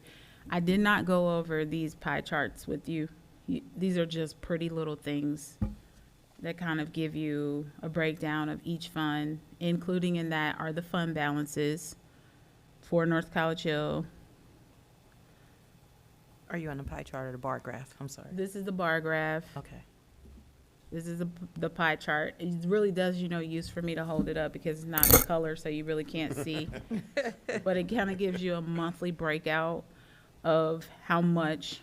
There is some updated information on the waste collection question that Ms. Zorb asked, but we weren't finished kind of computating that, so there's still some discovery that we'll have prepared for next month. And then this is the more of a visualization that shows the encumbered, which is the committed amounts. Because sometimes when you're looking at the resources, and I think this is the biggest miss with council, not necessarily that I'm saying you're doing anything wrong, because you are not, but there is a projections of things that we have to do, like we have to get the generators, but that's not built in this budget. So when I'm asking them this year for 2026 to put in those things in the budget, we're kind of making room for those things we need to take care of that we haven't yet, so that you can see these encumbered amounts. Madam Chair, Yes, Ms. I Gaston. have a question. Mm-hmm. So with payroll and benefits, they will go up once we start filling these vacancies for like police, fire, and all of that is going to be covered with what we have, right? So there's no. So the way insurance or the pension, it comes out, it doesn't come out the same month. It comes out the next month. No, So what are you asking where we pay Just salaries? like salary, yeah. So all the salaries are budgeted. Right. So when we fill them, that'll be a position we were expecting to come out of the budget. So it's not like just because they're not filled, we didn't budget for them. We budget to be fully staffed. So just like if they're missing 4 police officers, but we're still budgeted for those 4 to be filled. So does Perfect. that clarify it? Yes. Okay. So to kind of tie that all in together, Ms. Gaston, that's why I'm required to make sure that on the salary ordinance, I come back and I say, hey, this is what, we've done, this is where we want to go. In the instance of like the recreational director, there's current vacancies, so those resources are not being spent. Got it. Those will be carryover for the next year. We won't, there's nothing that will carry us over in that budget. And so for the vacancies, those positions are still accounted for in the budget for 2025. If there are vacancies, that's just money we're not spending. So but this is how that does balance out, especially for police and fire. So when we have vacancies, that puts more of a strain on the existing employees in those said agencies or departments. So that may mean that our overtime budget will go up. Yep. And so hopefully, as we hire more, our overtime budget will shrink. So that may be a place where we go a little bit over, but our salaries are under. So as we hire and get more positions filled, we should see a decline in overtime, but our salary bucket will go up. Perfect. Thank you.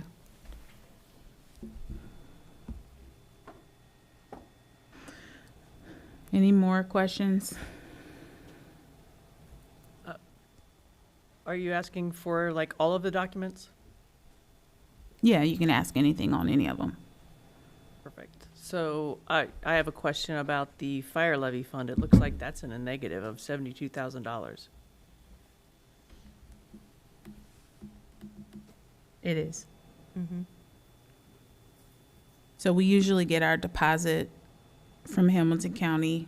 I think it's twice a year, and we haven't gotten it for June yet. Yep, that's on my notes right here too. She said the dump from the county is still coming for the fire, so that's why it looks like it's negative right now. So, I know in the past we have done, and Ms. Underwood probably recalls this, we've passed some kind of legislation that would allow us to get money quicker. Do we need to do that? I have to check into that. I don't recall having done that. Trying to remember do you got anything? I know what you're talking about because, you know, I always have questions about that kind of thing. I know exactly what you're talking about. I don't exactly, because it was Mr. Mosby who would do it, and, you know, he always liked to try to, forgive me, Mr. Mosby, if you're watching, but he liked to mansplain things. So, of course, you know, it was, but I know exactly what you're talking about, yes. Well, I know we would ask for this money to come earlier than Then it was like an advance kind of thing. Like they normally would send us money that it's our money, but they normally send it in this amount of time, but we can ask for it in this shorter amount of time. Exactly. That's, yes. I'm not familiar with that. I will check into that and get back with you all next month. It really isn't hurting us. We have the resources to cover it. Hurting us in terms of, are we at a huge miss? These are interest-bearing accounts, and we want to keep as much money in-house as possible, so that may be the strategy that Mr. Mosby was trying to employ by making sure that we are gaining as we need to. So I'll check into that. Madam Chair. Yes, Mr. Wilson. Ms. Arias, you was very good because you was reading my mind. Because I was just going to ask, was it hurting us, you know, whether it's not in there or not? And you answered the question. So I just wanted to tell you, stop reading my mind. That's a job requirement. She can't. I don't want to. She I wants promise. to give that up. It's facts. But yeah, good question. I had that in my note too. I'm glad you said something. Oh, Ms. Duxine, I forgot. I had a note in here that we're going to go do quarterly updates with the Ohio checkbook.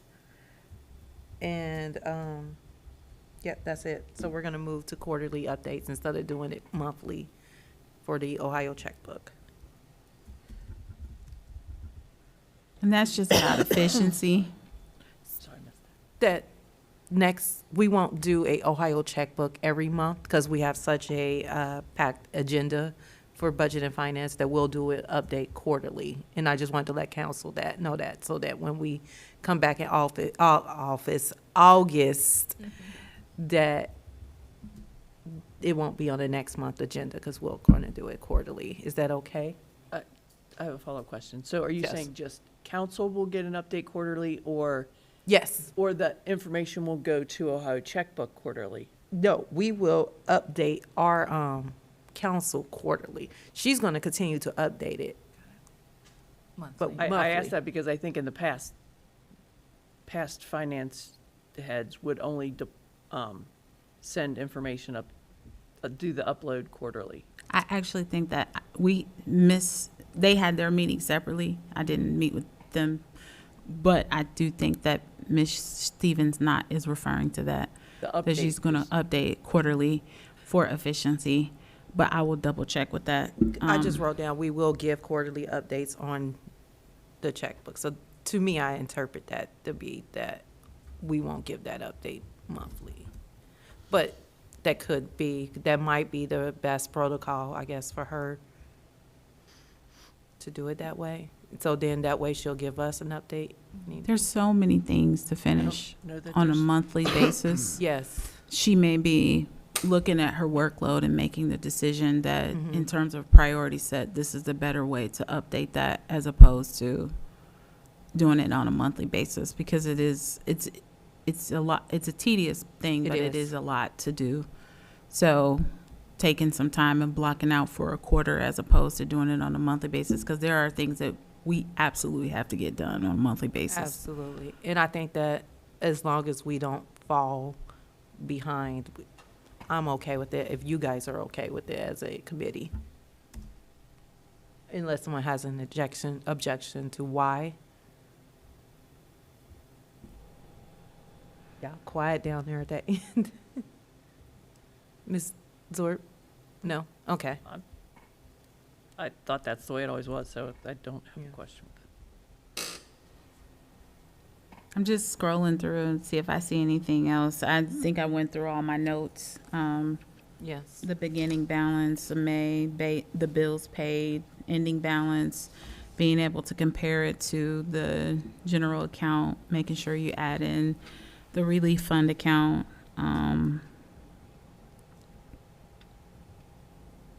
That's it.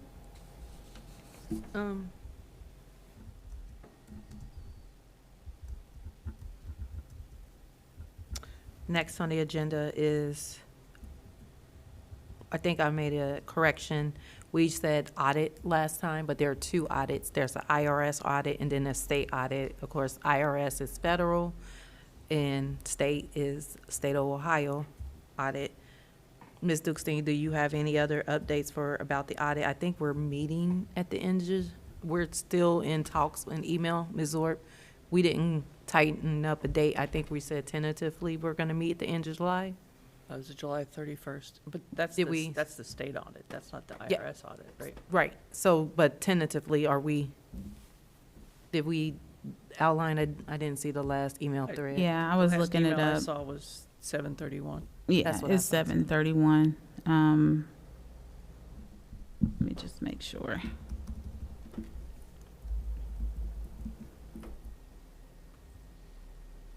Yeah, 7:31. So this, you guys can, all of council, or you guys are invited to attend.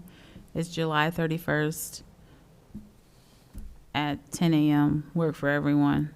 She's asking, but yes, it does work. Is it gonna be donuts? The afternoon works better for me than 10 a.m., but I will make do if need be. Is it gonna be donuts?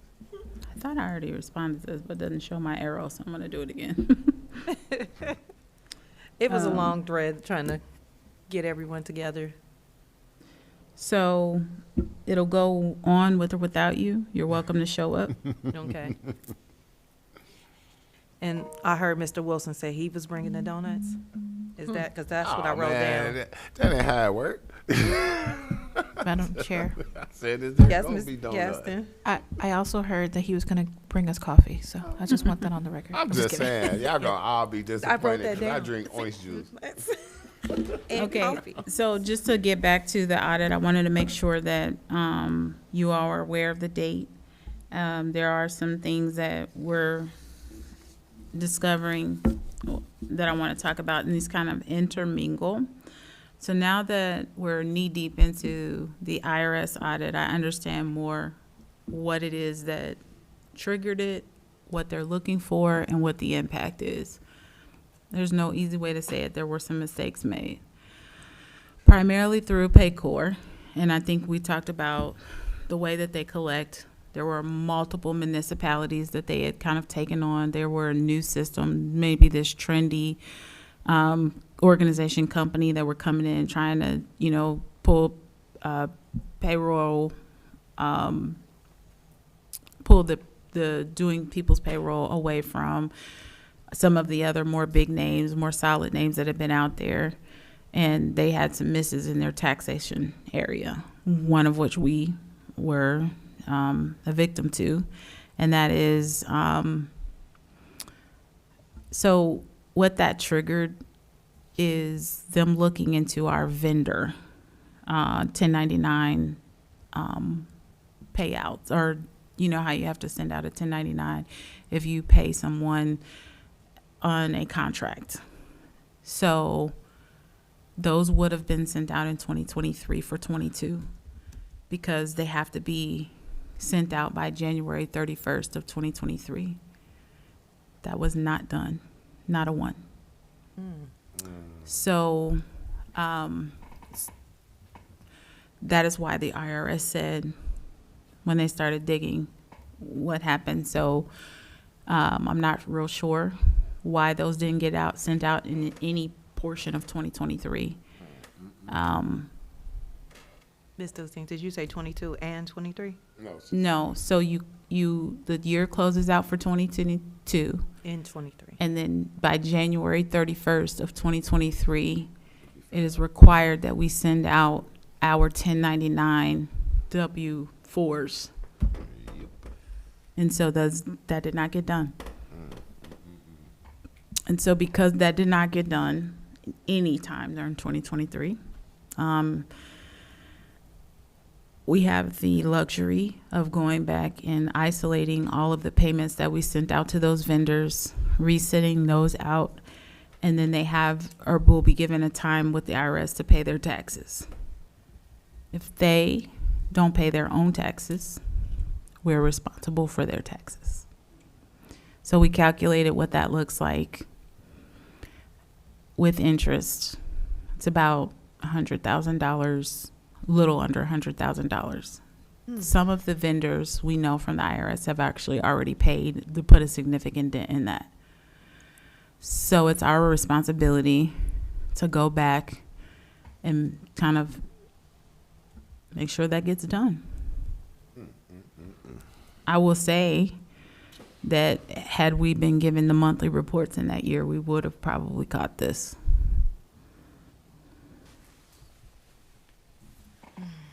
So that's what the IRS audit is about. It's not a perfect situation, but we're doing everything we can to minimize the impact and to fix it. And we are making sure that we're doing what we need to do forward. There weren't any misses after that.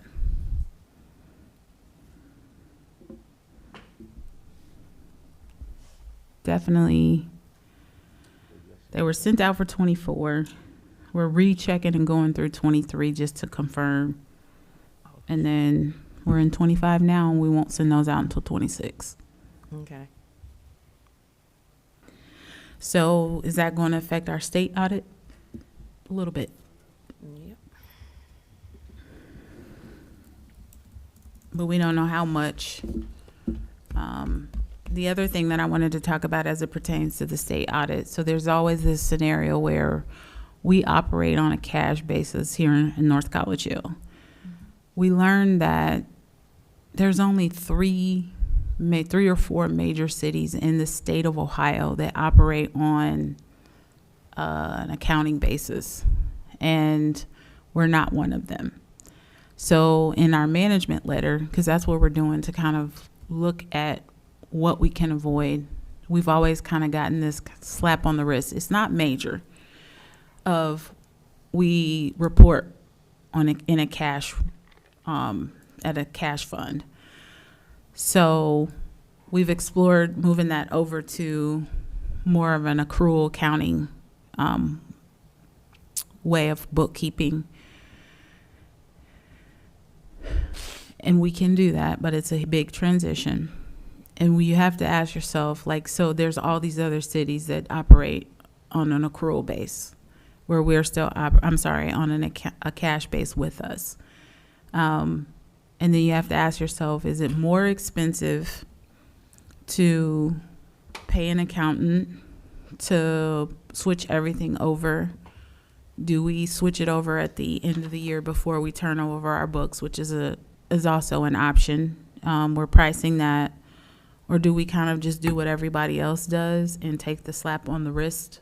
But I guess I wanted to bring it up because I don't think in the past the understanding of why we were getting that was being brought forward, and people were thinking we weren't having healthy or good audits.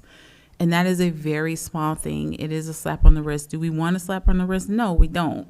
However, more than 95% of the state does it this way. And it is not a requirement that we do it in an accrual format, but they kind of do ding you for not doing it that way. And then so with that knowledge, if you go back and read the management report from the audit for 2022 and all the ones, you'll understand that kind of ding. And we're just looking at the most cost-effective way to decide how to go forward in that. I don't think that's something we've understood prior. So we'll probably get that again this year. Any questions? Anybody got questions on the audit?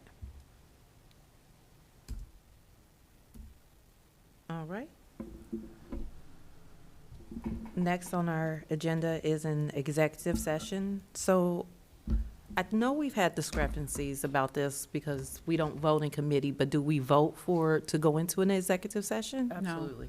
Yes, Yes. Okay. Absolutely. yes, 100%. 100%, yes. Okay, because I was told we didn't vote in committee, but. You don't vote when you come back out. Okay. So, pursuant to Ohio Revised Code Section 121.22, I move that council enter executive, or committee enter executive session under Section G1 to consider the appointment, employment, dismissal, discipline, promotion, demotion, or compensation of a public employee or official, or the investigation of charges, complaints against a public employee, official, licensee, or regulated individual unless the public employee, official, licensee, or regulated individual requests a public hearing. So, I'll second that motion.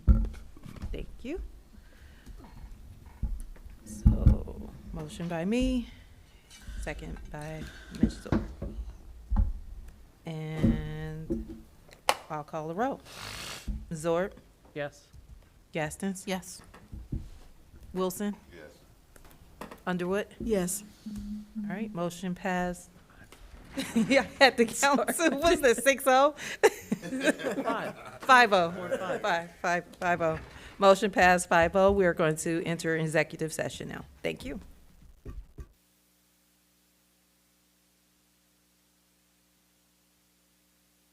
On our, one more thing I want to do. I want to say happy birthday to Miss Underwood, and thank you for spending your birthday with us today. Birthday to you. Y'all want to sing? Oh, yeah. Okay. Happy birthday to you. Hey, Happy birthday to Miss Underwood. happy birthday. That was the most jacked up happy birthday song. We mean well, we're not Mean well. psalmists. All right, we adjourn. Oh, no. Oh, What? There were you've got two issues, remember? Two, can we table them? No, we talked about it as we were leaving. Oh, Madam Chair, yes, Ms. Dukeston, because I'm checking the agenda. I thought that was the last thing on our agenda today. I'm sorry. May I address Oh, yes. law for two things? One is the computers. So where we left off with that in the last council meeting is that you all don't have the money in the budget to get your computers. Yeah. So we cannot just buy your computers. And so go ahead. I would, okay, at the risk of dragging this meeting out for It's even longer. dragging. So, I mean, there's got to be a way for you to buy them for us because, we have that cleanup ordinance, which is a thorn in my ever-loving side. I mean, if we can do other things, I feel like we should be able to do that absolutely. too. So what we left off was we were going to talk about it here to give you guys the latitude to decipher what you wanted to do. But in the interim, what I'll go ahead and do is purchase them, and then we can figure out where to take the resources from and go forward from there. We were supposed to talk about it further because it's actually your decision, not mine, because it's your budget. But then there's that. And so then I just want to read this letter. It's really short from. Can I just say one thing about the laptops? I thought we were supposed to get an estimate so we can, It's $4,500. there we go. Somebody write that down. I'll write it down for you. She already told us that. Yep. I didn't hear it. It was a couple weeks ago. Yeah, Thank it's a couple you. of weeks ago. I told that y'all don't remember it. No, it's okay. I put my book away. Go ahead, read the letter. It says, "Good evening, members of the committee. My name is Colleen Ellis, a resident of 6928 Kleindale Avenue and the program coordinator for North College Hills Senior Center. Thank you for the opportunity to speak." I look just like her, right? The seniors are an important but often overlooked asset of our community. I feel that it is our responsibility to do as much as we can to enhance their lives. We have built a wonderful reciprocating relationship. As I pour into our seniors, they pour into me. I'm truly blessed to have been given this opportunity to serve. I know that budgets are stretched to their breaking point.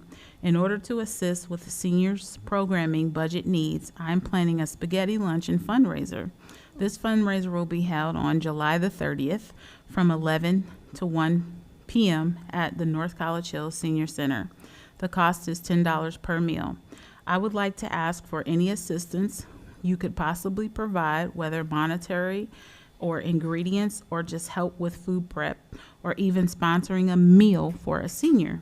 If you wish to donate, please contact, and she has me on there. I would want to thank you in advance for any assistance you could provide with this fundraiser. We look forward to hosting an excellent event to our seniors.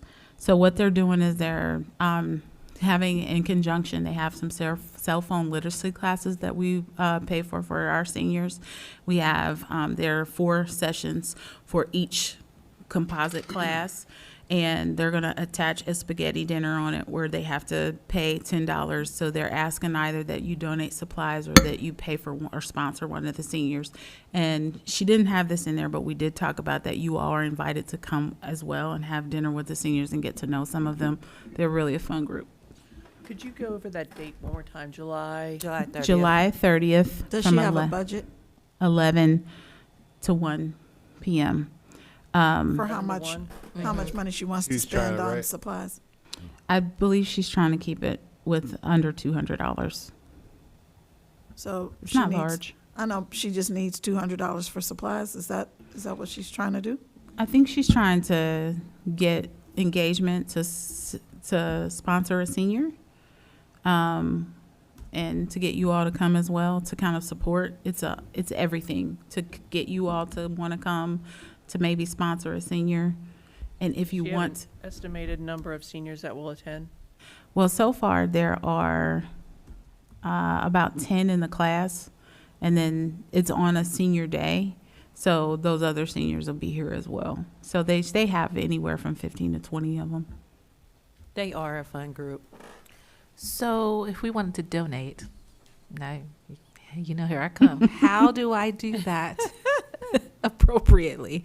What would you guys like to see? How, because I can cook. If you're interested, just decide what you want to do. Let's email and we'll keep a log and No. make sure that. No emails.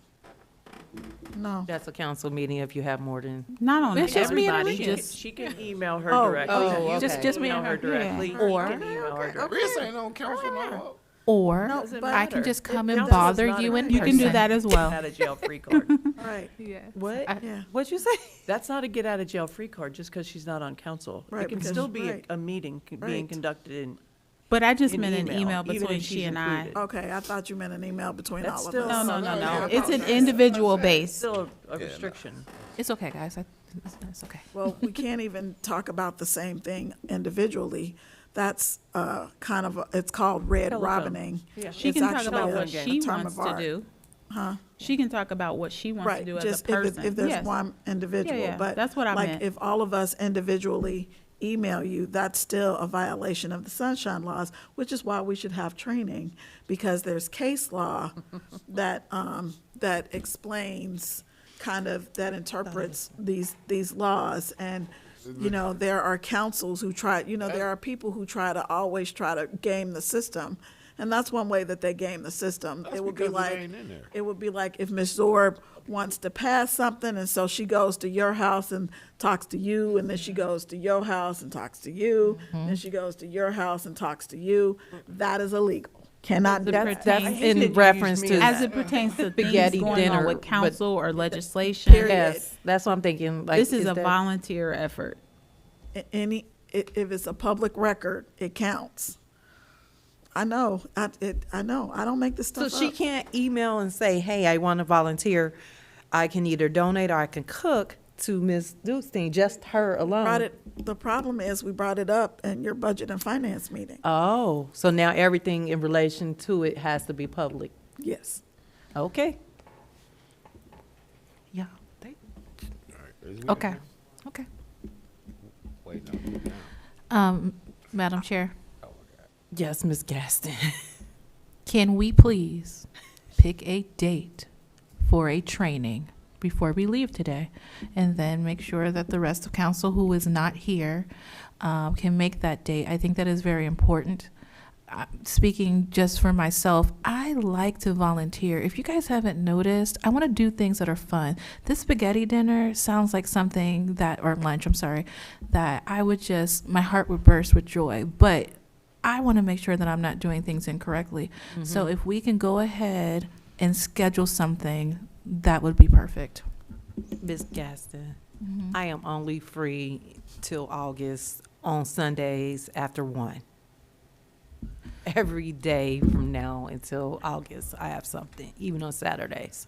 Well, City Gate is over at 1:30, so I think, Sunday's fine. I think we can take Ms. Underwood's idea and incorporate it with the meetings. I'll just get the training ordered, and then we'll start putting it in 30-minute sessions.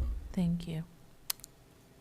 Our next meeting is. I know there's a lot of free training online. I just took some on Thursday. It was the certified public records training. It was Okay. absolutely free, signed up online, just hour and a half class. Yeah, but if we just do it all together, then we know that everybody has done it and. I agree. I mean, I didn't know we needed to turn that in because I took the certified public Okay, record. listen, Yeah. it's not Didn't about we- turning My it certificate in, it's to just hand about. No, we Yeah, I we was send about to them. say, We yeah. sent all of our certificates Yeah, to Ms. to Ms. Dukestein not too long ago. Yeah, a couple This months is, ago. this is just to, Got mine. so that we don't run afoul, because we get a lot of public records requests. I want to make sure we do things right. Right, are we All right, finished? we ready? I'm just waiting on y'all discussions to die down, so I didn't want to cut anyone off. I'm putting our adjourn time, 9:07. We are adjourning at 9:07.